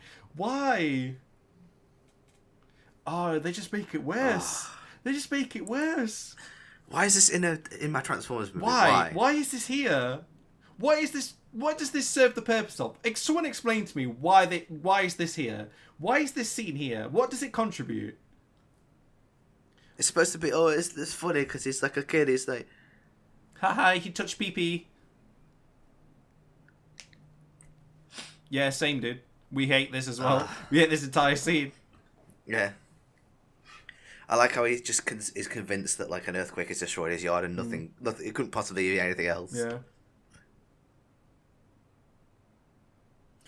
Like, he got so lucky though, because like if it wasn't for the like them thinking it was an earthquake, how would he explain like what happened to the yard? Yeah. Also, Optimus is putting his entire weight on the house. How has the house not collapsed? I know, like he's a fucking like. He's probably like I don't know how exactly. He's a long nosed truck. Yeah, like. It's got to be at least a couple of tons. He probably weighs way more than that. Like, not only is he like the size of a truck, but like he probably weighs extra because we've got like all the guns and all of him. Yeah. Oh, there's a funny little moment here where like his dad like just basically fist bumps him. Yeah. Because after he sees.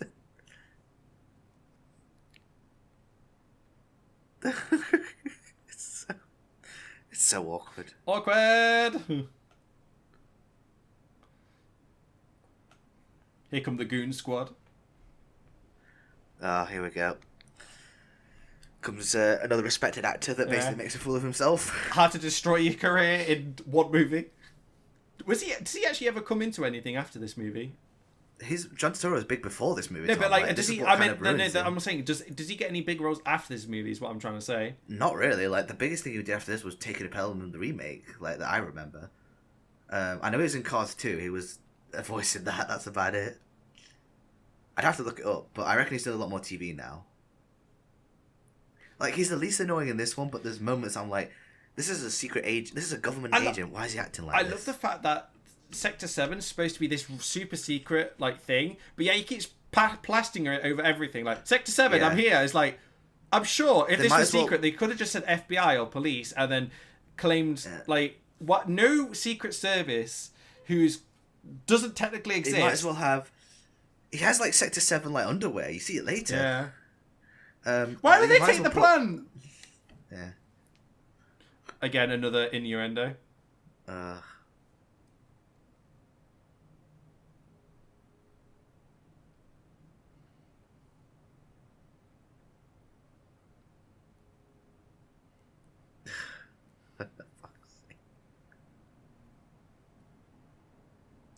Again, the law being jerks again. Yeah. Also, they wouldn't have asked. They would have just taken him already. Like, if this was as serious as they're making it out to be, they wouldn't have asked. They would have just done it. Like, the government isn't that nice. This is where they get... So, like, they basically confirmed that he's been in direct contact. What exactly are they scanning for? Radiation? Like whatever they give off. It looks like a Geiger counter. They can't give off more than a few like readings because otherwise. Yeah, I'm sure if they were giving off that much radiation, they'd all be dead. Yeah. Why? Why did they have to put the dog into that? Like, it makes no sense.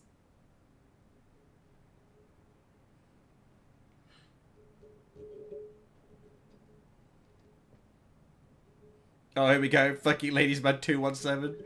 The throwback. Are you Ladies Man 217? No, it isn't.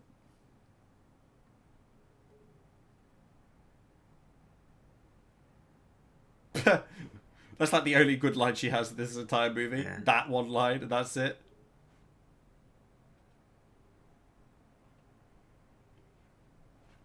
Everyone's still so orange. Yeah, orange. Like, what is it? Why does Michael Bay like the color? Like, why does he like filming people in an orange tint? What's going on? The orange and moist. Yeah. Not even sweaty, just Yeah, moist. They everyone look, like, looks slimy. everyone looks super sweaty. Have you noticed that as well? Everyone looks Yeah. really like disgusting.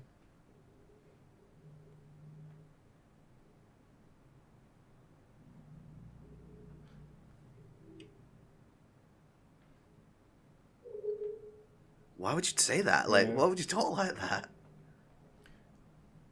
And also, how does he know about like her Juby record? He's a Yeah. specific agent. Yeah. Why would that be? How does he know that? Like, if he just like discovered who these people are, I'm sure. Yeah, maybe he would have digged into the information. But like, how would he know? Like, she was with him.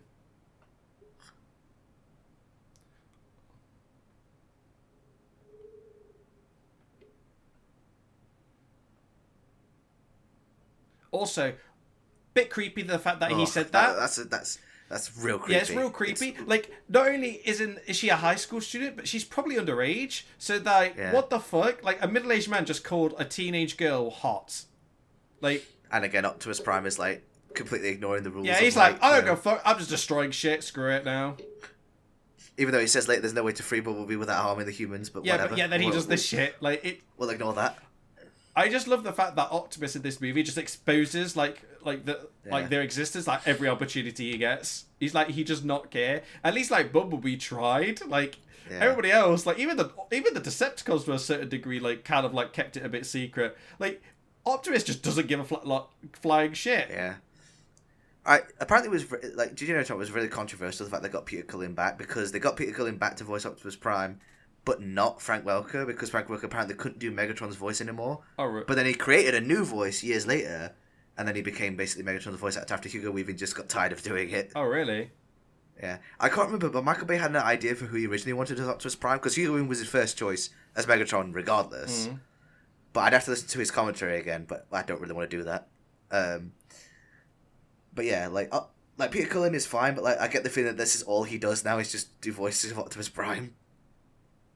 He says he does want an Optimus Prime movie before he passes, and I'd hope to get that, but yes, he is Optimus Prime, but I don't think he can, like, he's not irreplaceable. Like, Yeah. there can be other voice actors who've done it.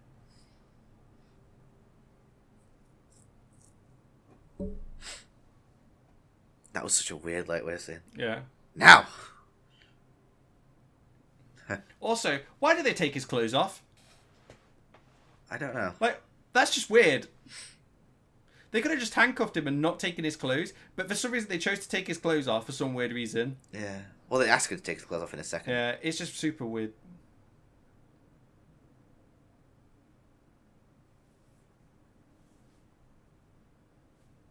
Also, I like how she's just making complete jabs at him. Like, yeah, fuck you!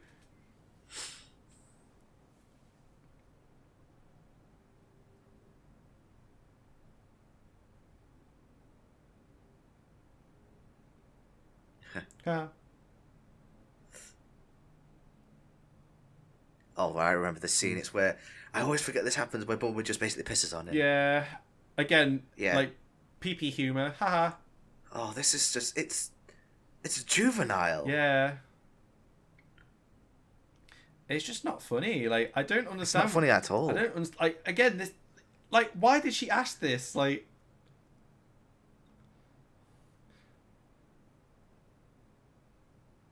I guess, yeah, Okay, but sure. why, It was though? to humiliate him. Also, later on, he still just keeps the shirt off for some reason. Yeah, look, he's got like a Sector 7, like, Superman Yeah, shirt what the on him. fuck? Also, John Turturro likes to undress a lot in these movies, especially in the second one. We get that horrible scene of him in the thong that, like, scarred me for life. Yeah, why did he, like, a highly respected actor, just lose all dignity in these movies? Ha.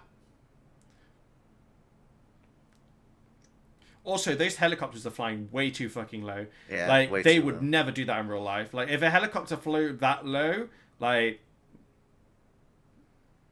they were literally touching the cars. Like, that's how low they were.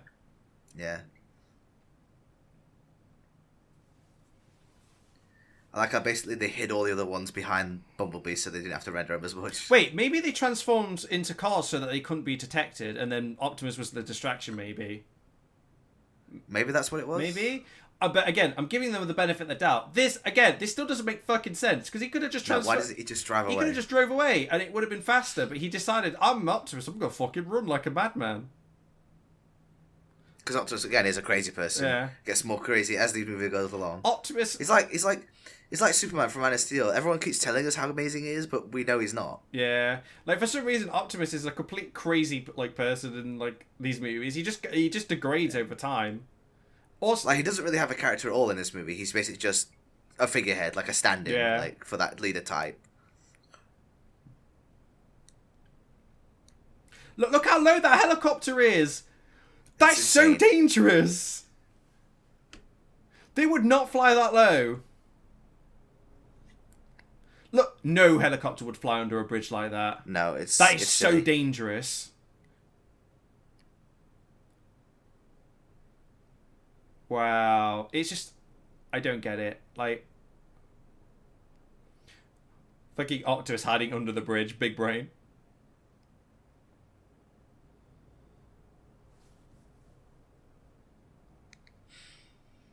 Also, how does she fall off when he's the one that like moves and like is probably the most likely to slip in this situation? Look!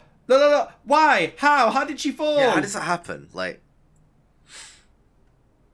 Yeah, I let her die. She's useless anyway. Yeah, let him die.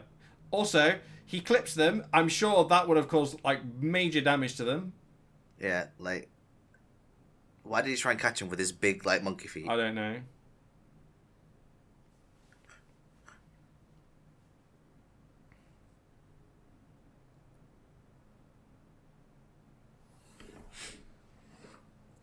So we're supposed to feel sad here because Bumblebee's got like captured. Yeah. Is making cute noises, He's like, no. and Bumblebee doesn't really have a character in these movies because again he can't talk. Yeah. Like and it's not like Wall-E where we get his personality from spending a lot of time with him because again he's barely been in this movie. Yeah, he... Like, Um, Bumblebee is just like there, really. he's just there really. Like he's the Autobot that the audience can identify with I guess. or can sympathise with because he's cute. Yeah, it's basically what Bumblebee's there to be. He's just cute. Yeah. Look, he's not fighting back. What are they gonna do? All right, let's let him go then. Well, he's not fighting back because both of his arms have been Yeah. like tied Yeah, down. they've been tied down with like big hooks. I said to you I before, love like, the shot how they're just like, let's throw some fucking liquid nitrogen on him. I'm sure that'll do something, Yeah. right? freezing aliens in movies time that works always. Yeah, of course. Yeah.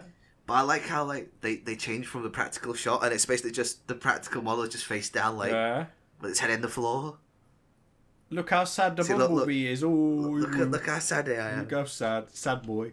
Look, yeah, then they chased the real one. Yeah, they changed to the real like practical one in the second, right? There you go. This practical. Yeah, so there again. Like it's literally shot for shot. It just looks weird. He just looks dead.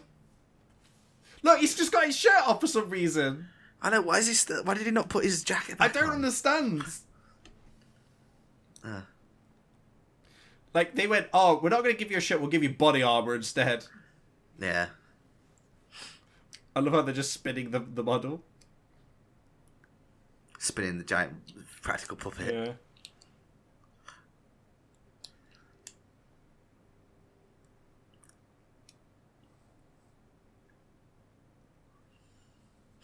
The scale is so off sometimes. Yeah. Like, watch when he picks up these glasses. The glasses must be huge compared to his hand. Yeah, like, it makes no sense. Like, the glasses are tiny. How is he able to even pick them up in the first place? Like, look. Because like they fit in his Yeah. hand before.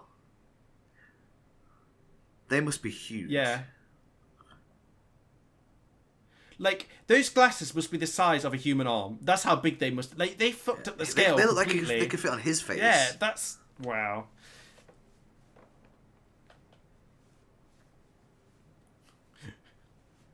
Here comes Important Man with briefcase. I love how, like, the first thing they thought is, like, these robots, they must be China. Yeah. So they're just like, we're going to war with China now, with no evidence whatsoever that it's them.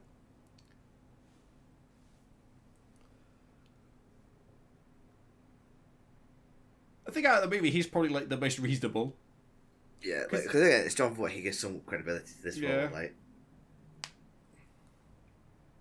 but again, he never comes back in the second or third. Also, one. why did this happen? Did the government agent do all this, or to prove a point, or like was it them being actually hacked? Like, this is what I don't get. Basically, this is what happened. Like, according to the dialogue that they say in a second, that they basically hacked them so that they've gotten all their communications down, so that they can't fight back while they retrieve the cube. Oh, okay. That's why in the end they're using radios in the final battle because right, okay, that makes sense now. Because they know that they can hurt them now, so they're just basically shutting them all down to discoordinate them. Okay, that makes sense. A pack of Cheetos. So this was originally the trailer, like the original first trailer for Transformers, which was basically a video of the Mars rover landing, and then the shot where like the Transformer picks it up. It got a lot of people excited. Oh, okay. It was like because we didn't expect that to be the trailer. I remember when I first watched Cars, Tom, and this trailer came on. I think it was Cars, something like that. And I was super excited because I was like, oh, they're making Transformers. Little did I know it would end up being this, but you know. How can you be above Top Secret? I don't know. Super top secret. Wow, that camera is really good for like... Yeah, for 2007, this is like HD, dude.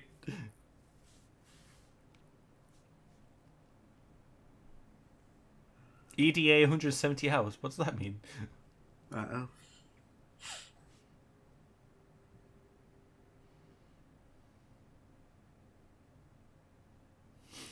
It's almost like it's just the same still.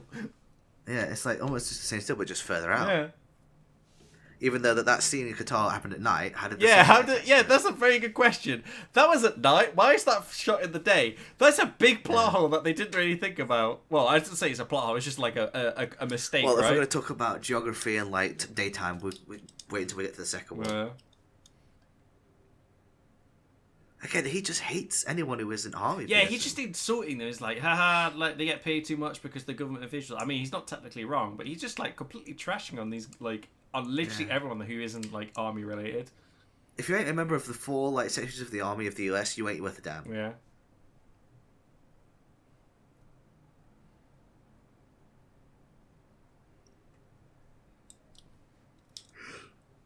So we're bringing back these guys because, you know... I think this is the first time their names have actually been mentioned.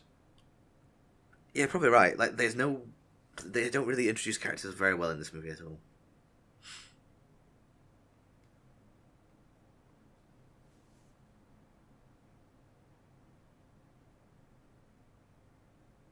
It's my I like that. Yeah, bring him, fuck it. Yeah, fuck it, bring him along, why not? We're exposing, like...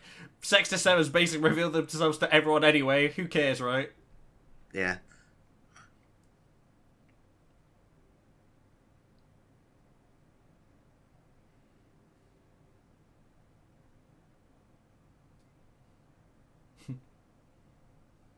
Go figure, right? Yeah, go figure. Like I mentioned to you before, Tom, why do we insist in movies, especially like Hollywood movies, to make everything secret based around a national monument? I don't know. Here's the practical. They're just throwing ice on it. It's still making noises. Smoke him, barbecue him. We're gonna roast this bad boy. So yeah, I know that in this movie they explain that they built the dam around it. Look, they've changed the perspective. They've changed the perspective on the glasses again. Yeah. Even then they're too big. Yeah. They're still too big. Like, what I want to know is, right, is this basically indicating where the Osmok is now, or where it crashed before? It makes no sense. Actually, it says that they never moved it when it landed. They basically built the dam around they it. did say, so Megatron must have landed in the Arctic well outside of where he wanted to go. How did he fuck up that badly? I don't know. Like, if you knew the coordinates, how did he crash into the fucking... Oh... In the comics beforehand, it basically says that Megatron just chased the Allspark basically after it was ejected by Optimus, and he didn't give a shit. He was just like, I'm going to go get this Allspark. Don't give a shit about no one else. Just want this Allspark. It makes, like, no sense to me. Like, how... Oh, we're the violent race. You're not wrong there. Yeah. Yeah, but the difference between us and them is that they've had one war. We've had so many. Like, I actually read somewhere that I don't think the human race has ever been at peace since 10 BC. Like it's been Like, that honestly- long. We've constantly been at war since 10 BC. There's never been a point in Honestly, history where Tom- we've had like actual world peace. Aliens that come to visit us should be scared of us. Yeah. Like we are by far worse than the Autobots and Decepticons. By far worse. I like how they put Sparks in this, like, because that's a thing from Beast Wars. Because obviously, originally in G1 they weren't. Sparks are basically their souls. Yeah. And like in Beast Wars, that became a thing. But because I explained to you the backstory with Starscream's mutated time traveling ghost spark. Yeah. That's immortal. So Starscream basically has an immortal time traveling soul that can't be killed. And they use Sparks pretty much from then on, like forward.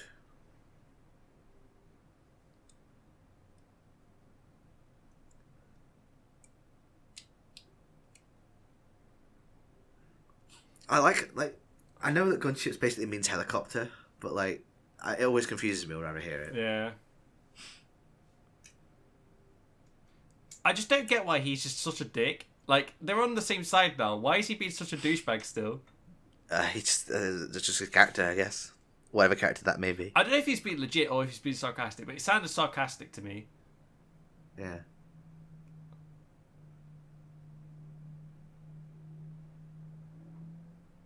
Also, why did Shia LaBeouf look super young in that shot? Did you think he just looks way younger here than he has throughout the This is probably something that he. Because obviously, I don't know how long this was after Holes. Like, you remember that Disney movie he made? Which is actually by far his best movie, may I add. Because it's actually a good movie. Yeah. Based off the book. Oh, here's a Frozen Megatron. So, like I said before, on the actual bottom of him's practical, but the upper part isn't. That's kind of cool how they built the set. Yeah, that's pretty cool. Big robot.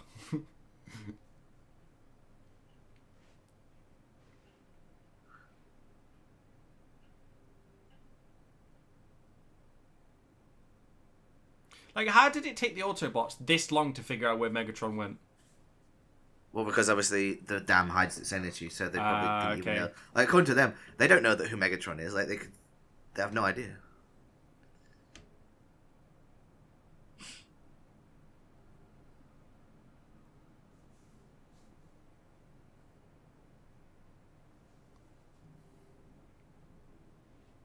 So yeah, they say it's the source of the modern age. So why doesn't he transform to something that looks like what all of our technology? Yeah, it looks would like? make sense then, because if our technology is based off him, then why doesn't our tech look like them? Look like him. Yeah. It's kind of a like I said, but that's why I keep saying, Tom, misguided. It's a misguided approach. I do like his design. I think this Megatron design is kind of cool, and we'll talk about it more when he comes out of the ice. Because he kind of looks like the most recognizable out of all the Decepticons, especially his face. I love the teeth. Yeah, he's like as we said earlier, like Megatron is legit like evil in this. With he's legit intimidating. Yeah. For a little, because he's basically a third act villain. Like, but he makes impression. Like I know a lot of like guys who grew up like were legitimately frightened of this version. Because literally all he wants is the Autobot. Doesn't give a shit about you or anyone else. I don't think he even gives a shit about his other Decepticons. He just wants isn't what he that basically what Megatron's supposed to be anyway? He's supposed to be self-absorbed, right? Well, no. In the G1, he's more of a dictator. He knows how to lead, and he likes to be the leader. In Prime, he's much more in control, but he's more like lax in the way he doesn't almost give a shit about himself in leading. But it depends on which version. This version is just a monster. Also, and I assume that he's only the only reason why he's leader is because he's just the strongest. Right. Let me just like point something out. Right. They said they carbon dated this cube to 10,000 years. Right. They've said that this is not made of something that they know, that is completely unknown to them. How are they able to carbon date something that they do not know? Maybe the ice around it, or wherever it crashed. Maybe, but I think that's a bit of a stretch. They could have carbon dated whatever it landed on. He gets close to the cube and his body grows back. Yeah. Oh, so why in the second one do they need parts for Megatron? Yeah, makes no sense. The crackhead's back. So Starscream's first appearance in this movie is literally what time are we on now?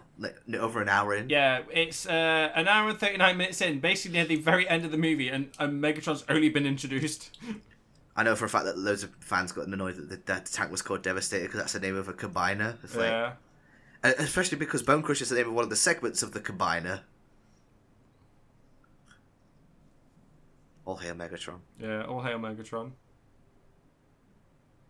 Megatron melting. Megatron melting. Oh yeah, we'll get to that in a minute. It's such a stupid line. Yeah. Oh, this is where they turn the Nokia into the little Decepticon, right? And that weird line where he's like, Nokias are from Oh yeah, from this Finland. is the Freddy. Yeah. This is legit funny. Like, wow, that's Wolverine. That's Wolverine.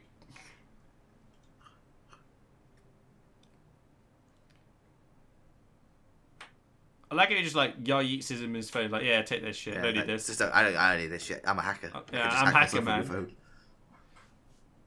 But it's not Japanese. The way he says that, it's almost like they've tried Nokias before. Yeah. Also, there's a weird thing with like, why does the Allspot only create evil Transformers? Yeah, well, like, why does it only like it's heavily suggest that it only creates Decepticons? But I thought like the point is that they choose what side they want to be on. So why would they? I guess yeah, if it's just got meat and it's like got people looking at it, yeah, it would be aggressive. But would it not have its Now own? the theory is this, Tom, because all Earth technology is based around Megatron, that they're evil because of that. Ah, okay. That's the only one that could make sense. Okay, I guess, but again, that's still. I think that's still a bit of a That's stretch. a stretch. It's still a stretch. It's still a plot hole that I still wish they'd address.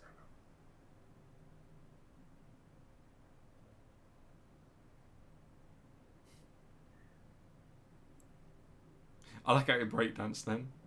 Yeah.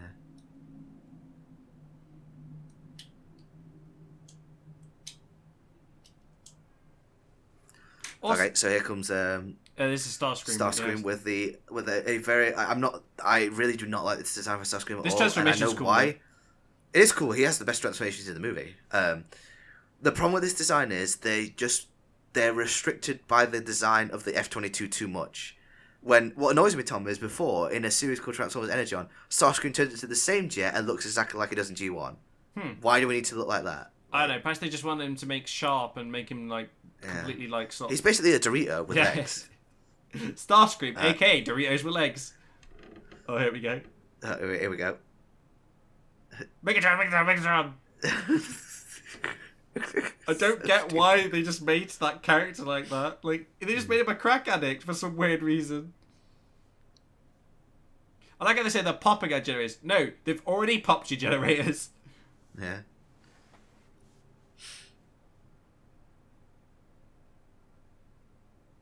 Megatron melting. Megatron melting. Megatron melting.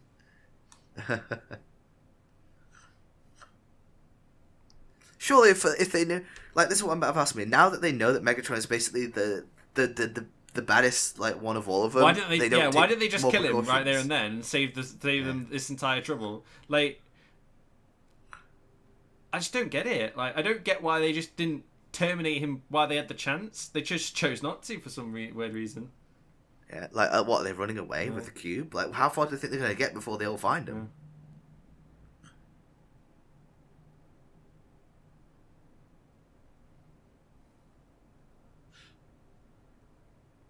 Also, the fact he pulled a gun on a government official, he would have been shot right there and then. Like straight away. Like, there would have been no questions asked. They would have been shot. Yeah. It's silly.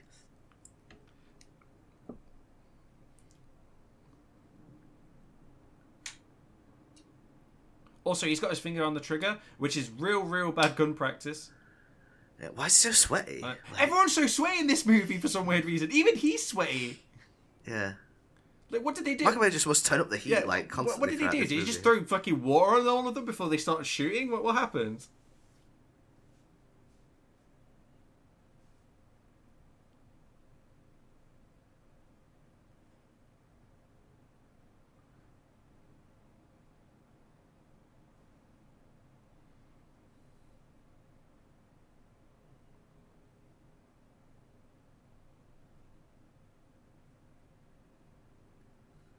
I do kind of like Bumblebee's gun design, and I like the sound effect. Yeah. It's pretty cool. It's cool.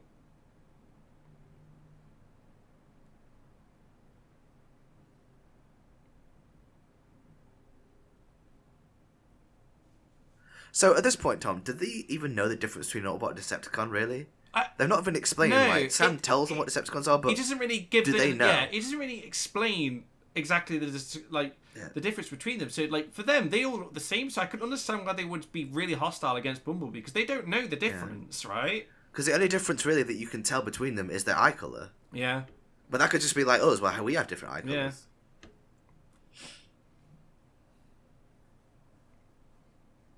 Yeah. Ooh. Oh. Wow. Thanks for that observation, sir. A completely unnecessary line that we didn't need. Yeah, and this cube just somehow just shrinks all its mass into magic parts. Yeah, like of course. this. I'm assuming this thing is super heavy, right? How does it shrink all of its mass into something that small? And like not change its mass? Like it just makes no sense. It's complicated because this is basically, I don't know if it is in this context, John, but that is basically their afterlife. He's holding their afterlife in his hands. Oh, really? Yeah, that's what the Allspock is. It's basically where they come from and where they go back to.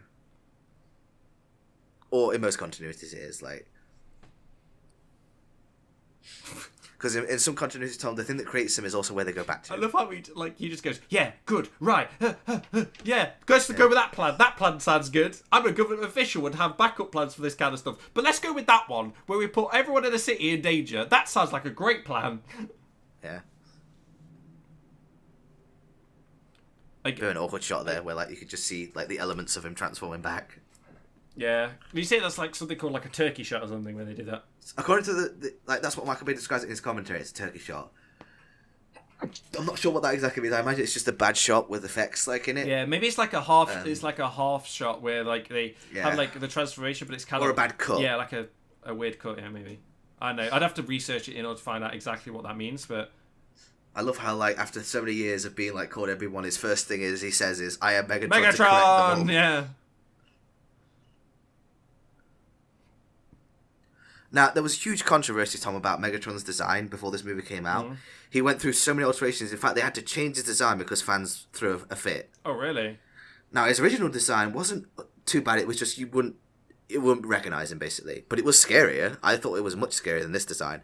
But I do like this design quite a bit. I like how much you can recognize it's Megatron without knowing that it is. I like what he says, put the seatbelt on the cube. Or on the cube. Oh, you get. And like I said to you, Tom, why did it? It's constantly spinning all the time in this form.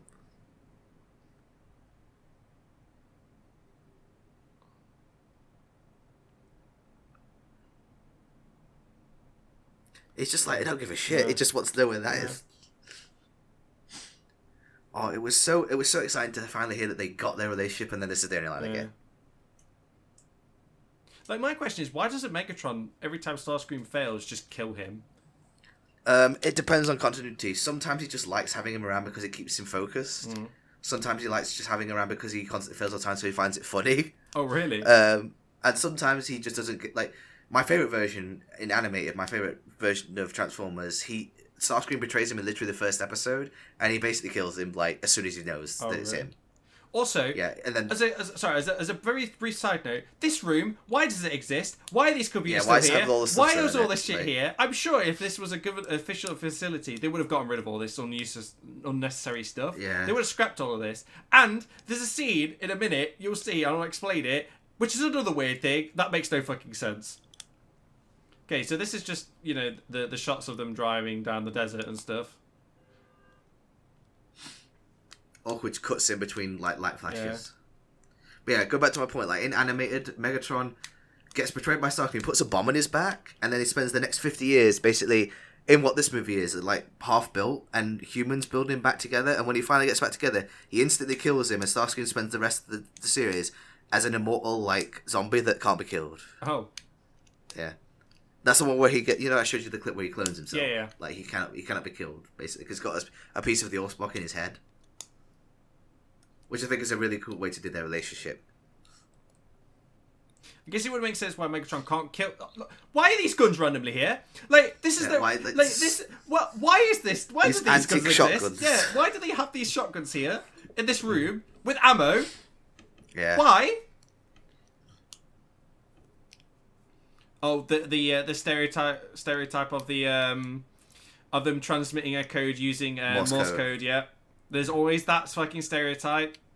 Is it Morse code? It is Morse code. They do use Morse code. You see it in a second. More disc Beyblades? Yeah, disc Beyblades. Yeah. There you go, Morse code, look, see? S through Morse code. Of course, the most legit way. So one could argue this is the best action scene in the movie, and I'm inclined to agree, like, because it's cool, like using the way that the Bone Crusher skates on the ground, Yeah, the bus, that is cool. and That all is that. cool. Yeah. Do they actually use Morse code anymore? Are people even trained in it anymore? Like, I would imagine some people are trained in it. It's an emergency system. yeah, because it seems like everybody in every movie is somehow trained in Morse code. Where it seems like it's like a very niche thing to be trained in. Yeah. Oh yeah, this is cool. I love this scene. This is really cool. It's a really nice shot, like when it goes up through him. Yeah, that's cool. But Optimus again exposing himself. Yeah, literally zero fucks. Like almost destroying that vehicle and killing those people in it. Yeah. There you go. Oh, this is cool. What? That was so unnecessary. Why did you do that? Yeah, like it is cool how the bus is actually practical. They split it in half, and like Oh, really? the way it explodes is really cool. That shot is quite iconic, like Yeah. the jumping into him. Yeah. But again, this begins the start of the whole Optimus as a bloodthirsty decapitator. Yeah. For some reason, he just like, oh, that's cool. Like the shot where he punches his eye out. That's cool. It's so brutal. Yeah. Also, Like, think about it, Tom. If these weren't robots, this would be like yeah, this would be brutal. this would be brutal as shit. Like, what? Why does Optimus have like decapitation fetish? Like, look, just cut in half Straight away, come on, in the arm off. face, and cuts his In the head face. off. Just throws him away Yeah. like he's nothing. Now his sword is actually pretty cool. Like I like his Yeah, his blades in this. cool. They use His sword is cool. the heated blades are really cool, and they're more iconic than his sword he gets in 4, which I don't like at all.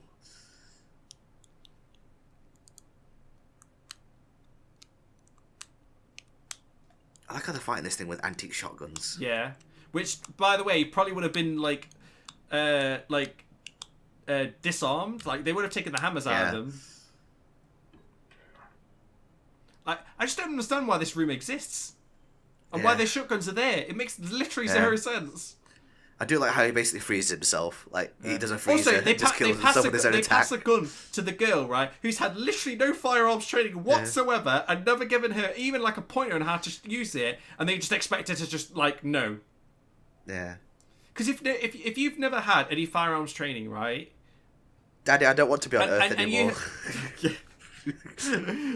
I like how he just like self-killed himself. He's just like He "Oh, just pulls a shit." freezer. Yeah. More army shots again. Here we go. Again, this was the first time they used an F-22, which is cool, but I don't really care because again, I want my Transformers movie, Yeah. not Not F-22 yeah, recruitment. yeah, not video. an army promotion video, which is basically what this movie is. It's like, yo, you want to join the army? Here you go.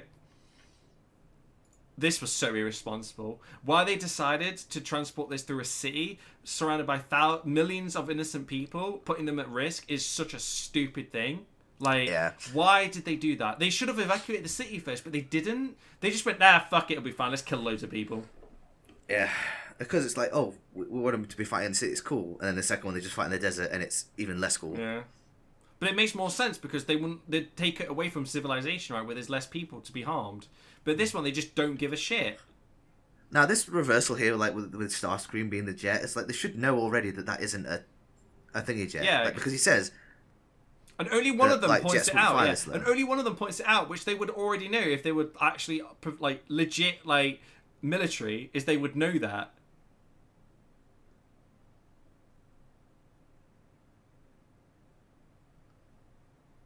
Furby. Wow, this dates that movie really bad. Yeah. Do you remember that shit when we were growing up? Oh god, I'd like to forget. Perfectly honest. Yeah.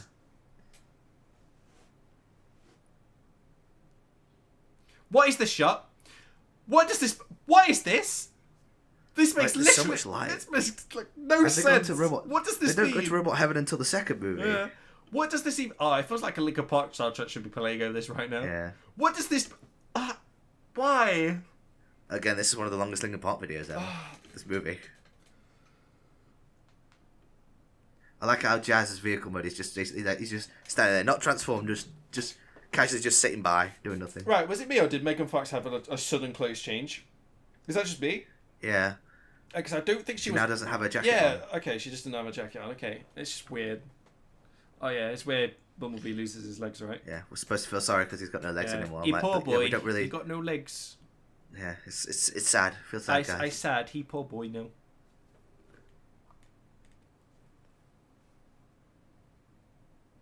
Yeah, how was he the only one that figured that out and everybody else didn't?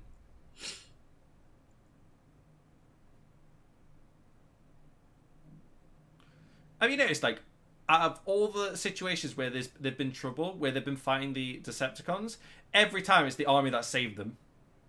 Yeah.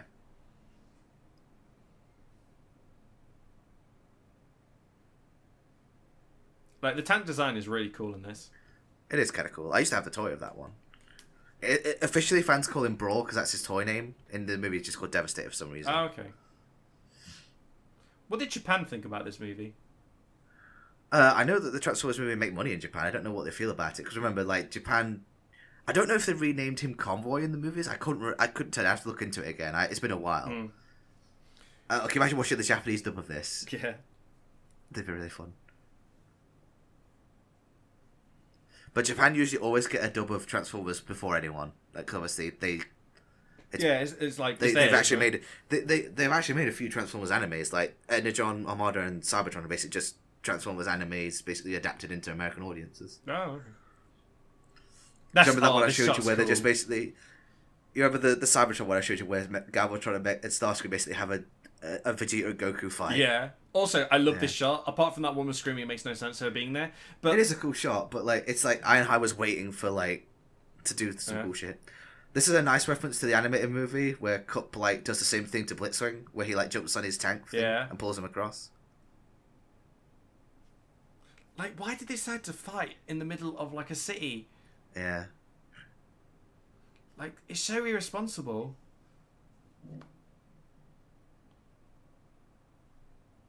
A lot of them are just like, for such heavy vehicles. Like they're doing a lot of flips. Yeah.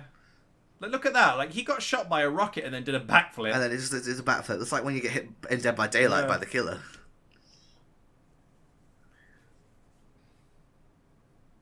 Also, how did like those wires were already pulled out of the vehicle? Did he just say his own name? Yes, he did. Did Megatron just say his own name? Yes, he did. Why did he? Why is Megatron now a Pokemon? Yeah.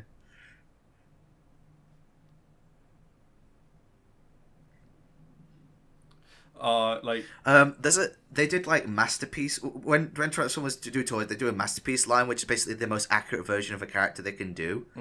And there's a Megatron and Jazz one, and in the Jazz one, you can basically convert him into the two body parts that he got ripped by Megatron.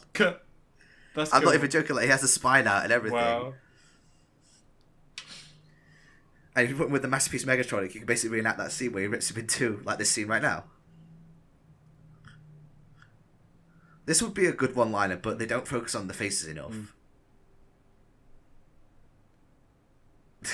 Just straight up kills him. Yeah. This is what I mean. Like this Megatron just literally is like just ruthless. Doesn't give a shit. Like he didn't have to kill him. He just literally ripped him in half. It just like it was nothing.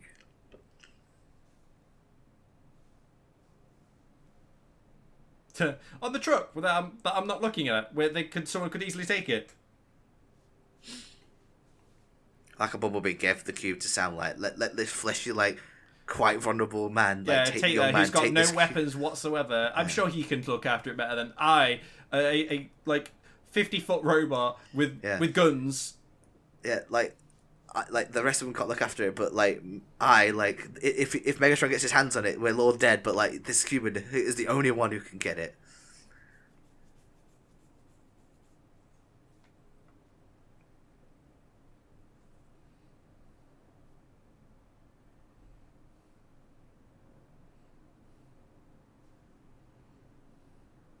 So, right.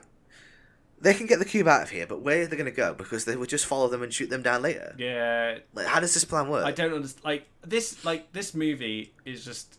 It makes no sense. Yeah. Because according to this movie, there's only like a few Decepticons, and then we find out in the second one there's loads of them hiding around the world. Oh god, the lens flare! Jesus Christ! Jesus Christ, like, J.J. Abrams... Bloody hell, what's going on? What the... Wait, I thought they killed that robot. No, they didn't. They didn't kill the Decepticon already. Again, this should be cool, but they're just shooting each other. They're not doing anything They're not doing cool. it. They're just tactically rolling. They're doing Gears of War flips. Yeah. Oof. Also, I hate... That was an awkward shot. Also, I hate how, when things are They're so fighting, close they up. just like shaky cam everything. It makes it Yeah. hard to figure out what's going on. It's basically a good way to just. It's used as a trick, Tom, to distract effects as way. It's basically to hide bad effects, basically, or effects that aren't figured out how to make cool. Bloody hell, Optimus So- lens flares. So, this is a situation that happens throughout all these movies. Optimus Prime arriving late, doing a cool shot, like Yeah. a turnaround. And then he's gonna cut people in half because he's got a cut like a Yeah. decapitation fetish now.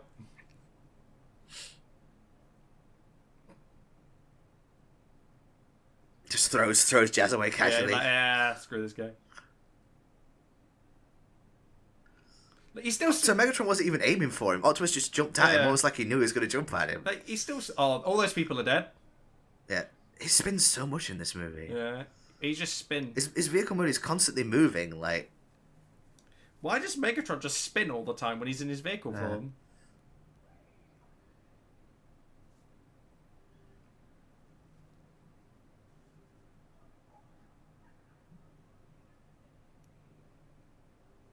Like this part is cool where he does the fusion cannon, Yeah. like a literal fusion cannon. that's cool.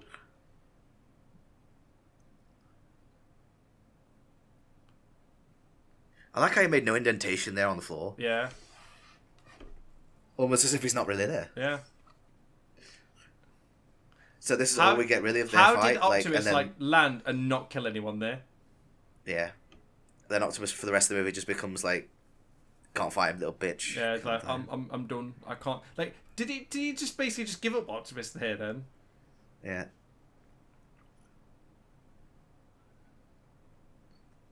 Now these are the two coolest transformations in the movie, where Yeah. Starscream, like, you can hear the jets, his engines thrust Yeah. as he jumps up. It's really cool. He does get the best transformations in the movie, especially true in the end, Yeah. the way he's.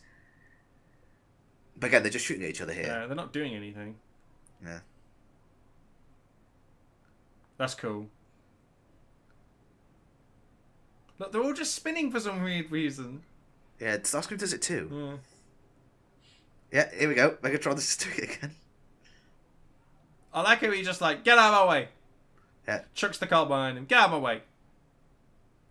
There's the scene with the Mountain Dew robot. I love the Mountain Dew robot. Like, Yeah.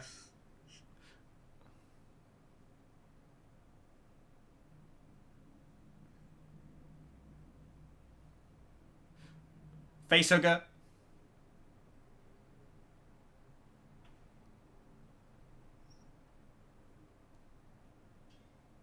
Yeah, it's firing Mountain Dew at people. Buy a product. So do they deal? Apparently, that Transformer's name is Dispenser. What a name! Mr. Spencer. Yeah. Oh, I get it. I get it. Did you get I it? get Did it. you get I get it. Ha! Look, how do you how smell do you him? smell him? You have no nostrils. Now, this scene is kind of creepy, where he just knows where he is, and like Yeah. he just. Like, this is what makes him scary in this one. He doesn't give a shit about anything else. All he wants is that magic box. Right. And if he doesn't get it, like you're just Yeah, you're just in his He way. wants his magic box, dude. Yeah.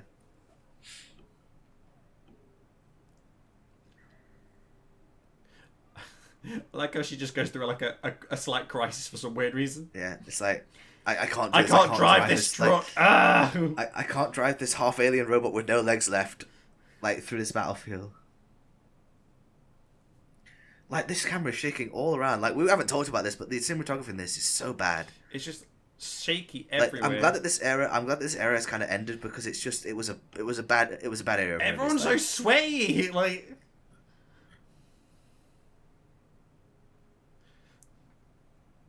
I know why it's done, again, like, to hide bad effects. why and did just she make like more go through like a realistic. midlife crisis there for some weird reason, and Yeah. then she became like, yeah, I'm over it now. She's like, yeah, I'll drive, you shoot. It's like, The solution is to just ride backwards. yeah.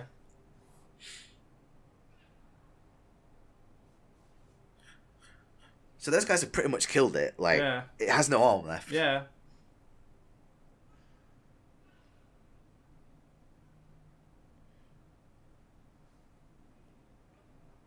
Like, they did most of the work, right? So why, like, the Bumblebee just basically like kill steals, basically, more or less. Yeah. Because he blazes like his head off or something, right? Yeah. I mean, most of him is just, like, pretty much destroyed. I'm surprised he's still standing. Yeah. It's weird. Oh, there you go. There's the killing shot.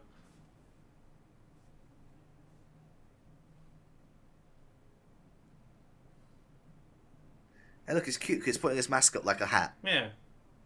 That's the whole point of Bumblebee in this movie. Is just Yeah. be cute. He's cute. But he can also kill you. Yeah.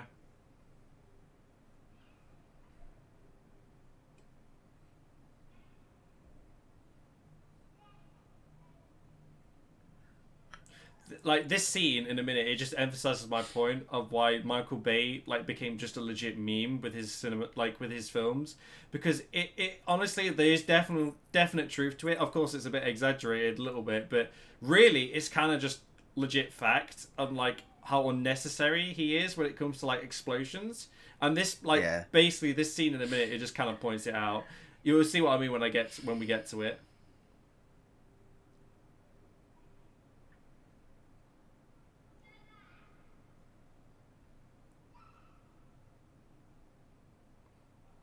How he didn't die there, I'm surprised. Yeah, like how did that rotor not kill him? Yeah.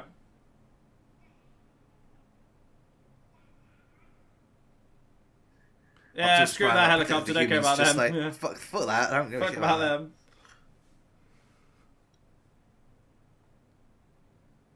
Where's Optimus? How is Megatron making explosions just coming up from the ground? I don't know.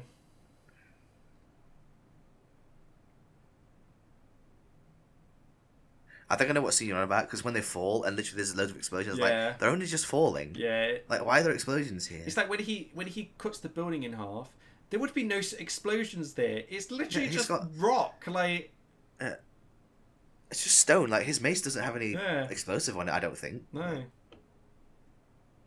I like his claws. Like I like how his like fingers are like.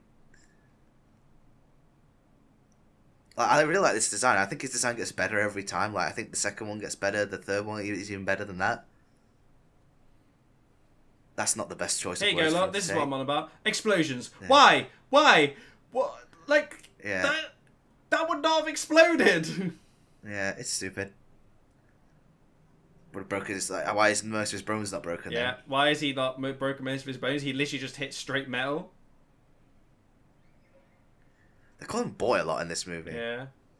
Well, he does act like one. Yeah, he's basically a boy. That's a cool shot where they fall, but again, it's like they're only falling. Why are there explosions? Ugh, it just makes no sense. Like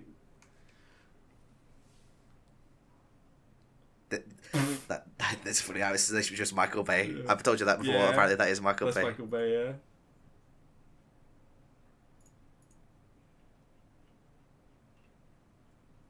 Yeah, because he had no choice. He was basically forced into it by Bumblebee and the army guys. Oh, why would you say it like that? Why not just say Spark? It's such bad dialogue. The Transformers lines in this are so corny and it pisses me off. Ugh.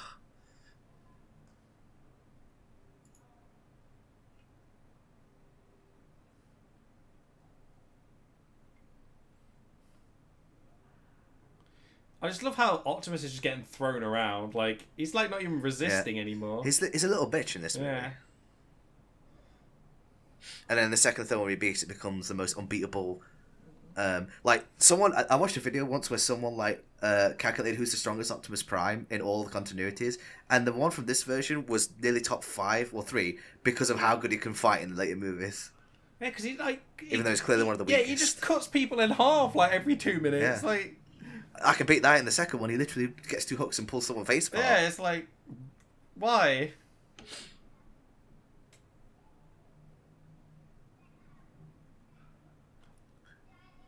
Armor? It's got no armor. Like, that's literally just like... Yeah. That has barely any armor on it, really. Or at least no armor in practical places. Look at it. Like, you could literally shoot those joints off. Now they're spinning as well now. More dynamic, I guess. I guess.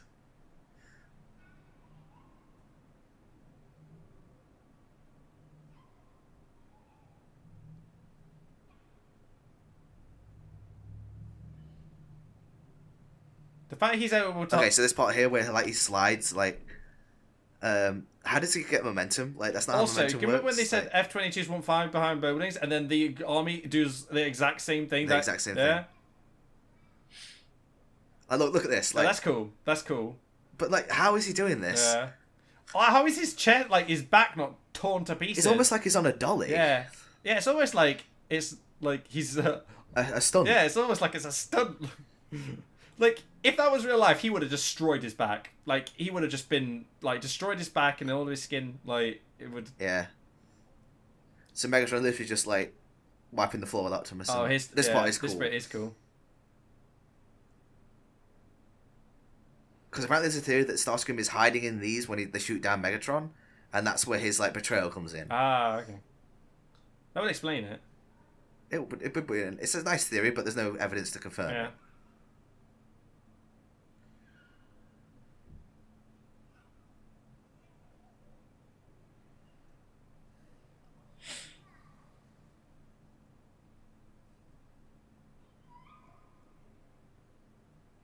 So again, like in a lot of things like this, where it's adapted, like the army does most of the work. Yeah. It'd be like if they made a Godzilla movie, Tom, and the army actually killed him. Yeah. I actually can't wait for the new Godzilla movie, if it comes out. What, I mean, Godzilla vs. Kong? Yeah. We should do those as well at some point, Yeah. especially Oh, well, yeah, if that ever definitely. does come out. Oh, yeah, definitely. It's been delayed that many times without coronavirus. Yeah. Like, why didn't they just do that at the beginning? Like, why did... So, this should be a clever turn.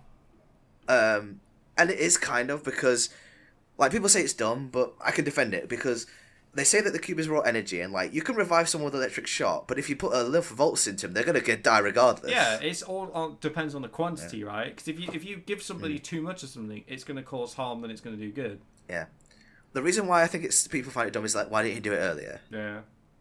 Because, like, if it's going to kill him by just putting it near him... Because the cube just goes into He's him. just holding two halves of him. He's just like, this funny. It's so unintentionally funny. Yeah, because you literally did nothing through that entire fight. Yeah. Oh, but don't mind the destruction that we caused and all the people we potentially killed. Ignore that. Yeah.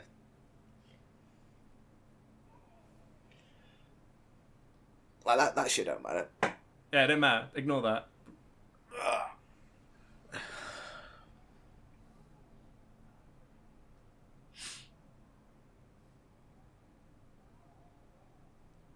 It's just holding both of them in his Yeah, hands. it's like...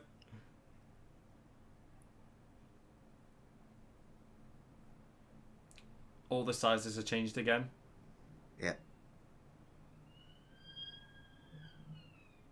Wait, is he just randomly... It'd be like if...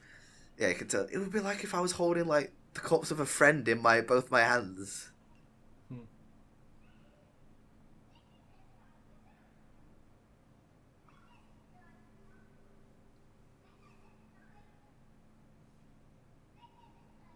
Yes. And then you wonder in the second one, the third one, why they even are friends. Yeah. Because he treats him like crap. Yeah.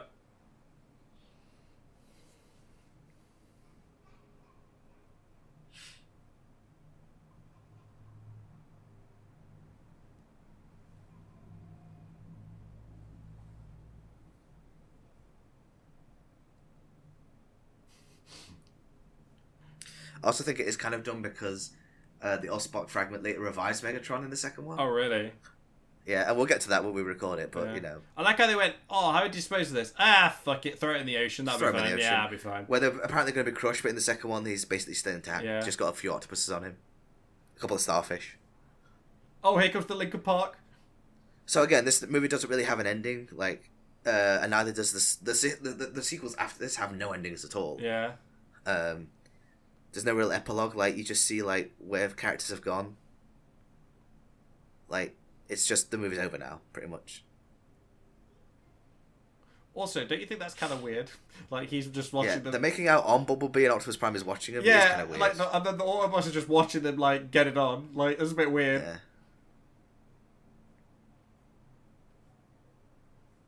Yeah. I love how, I just imagine that Optimus is just monologuing while this is all happening. Yeah.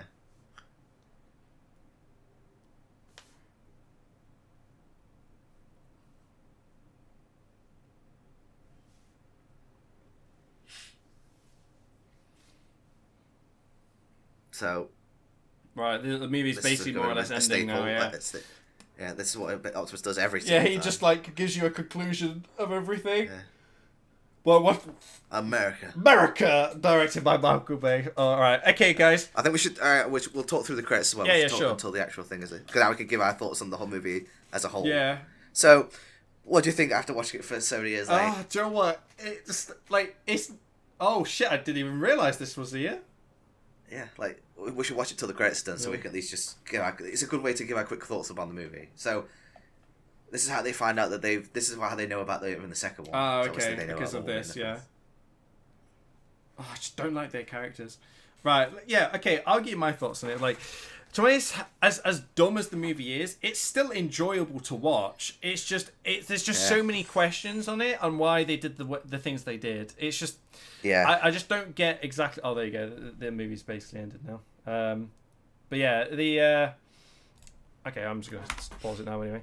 But I just don't understand the direction that they chose with some decisions. Like it makes no sense why they did the things they did. Like the human, as I said before, the human characters in this movie just ruin it like completely. Apart from the army guys, but they're just like the only reason they're okay is because they're just okay. Like they're just there to sort of like push some like plot for you.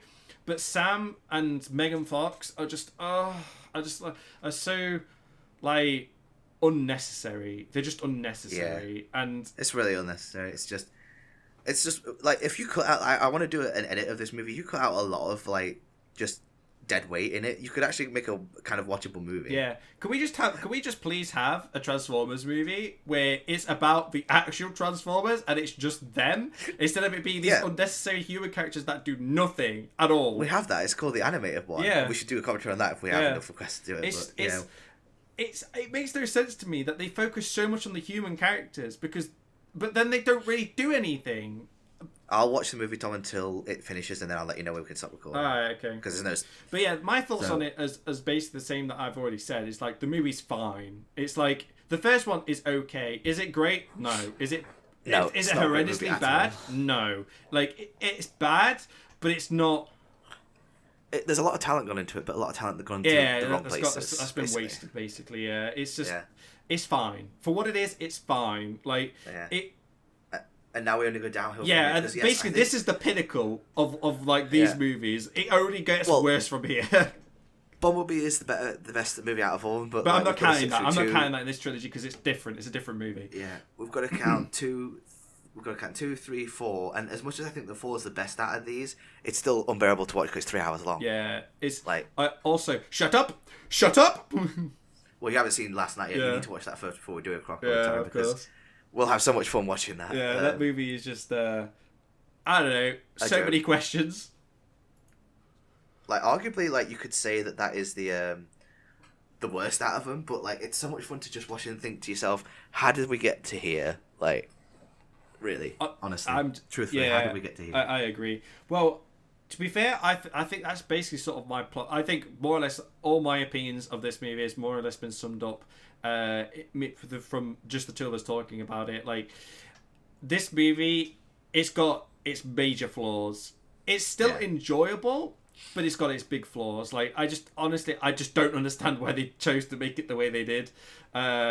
Well, like I say, I told you that Michael Bay just came at it from, like, he changed a lot of the script, because originally Spielberg wanted a boy in his car, and the script was changed right, and Michael Bay just basically made it what he wanted, and I'm like, yeah, but you were the wrong, like, Steven Spielberg's biggest mistake was choosing him for this material, because he's just wrong for this material. Yeah. Michael Bay does not get this material, doesn't like this material, doesn't respect this material. He's even said how much he hates Transformers. Why does he keep making the movies? He made the second one, because they're making money. Yeah. And they fit to his sensibilities as a director, and then you get, like he's made 5 of these movies. This will be his legacy, just making these movies and known for just this garbage fire that he made. Yeah, like every time you think Michael Bay, you just think Transformers. Like he's got no other. And not in the best way. Yeah, and not in a good way at all. But anyways, thank you so much, guys, for watching our video on our commentary on Transformers. we've really enjoyed doing this because it's fun for us just to watch movies and just trash them. So we had, and obviously we'll be doing some movies that we enjoy. Yeah, of course, we'll do movies that we like too, and also do movies that we think are absolute garbage as well. Because but we aren't going to get to a good movie until Bumblebee. Like this movie is garbage. Like, don't get me wrong, it's fine. Even though I've said it's fine, it is garbage. But it's like it's bearable. It's bearable, is what I'm trying to say. But yeah, thank you so much for tuning in. We definitely will plan to do actual live streams of us like watching it live. We will get to that point at some point. But for now, the first 2 or 3 will definitely be us just recorded. But again, for us, we're gonna end like midway through the credits, so we'll just end it here, like midway through. Yeah. Because I think we're basically not talking anything relevant in the minute. So. Sure. But yeah, thank you so much, guys. We're going to be doing more videos soon. We will definitely do podcasts that aren't just just talks. We'll be doing like maybe like news reviews and that kind of thing. Like I mean, news reviews is like a news roundup more or less. But we definitely will be doing other things apart from film. We do video games, anime, everything. Like so stay tuned to our channel. Keep a watch out. I'll link all of our socials at the end of the video and also our other channels if you want to check those out too. But thank you so much, guys, for tuning in and watching our opinions on the Transformer movie. See next time we'll be doing Revenge of the Fallen. Yes. Oh boy. Yeah, Revenge of the Fallen next time. So see you guys for the next one. So peace. All right. Peace out.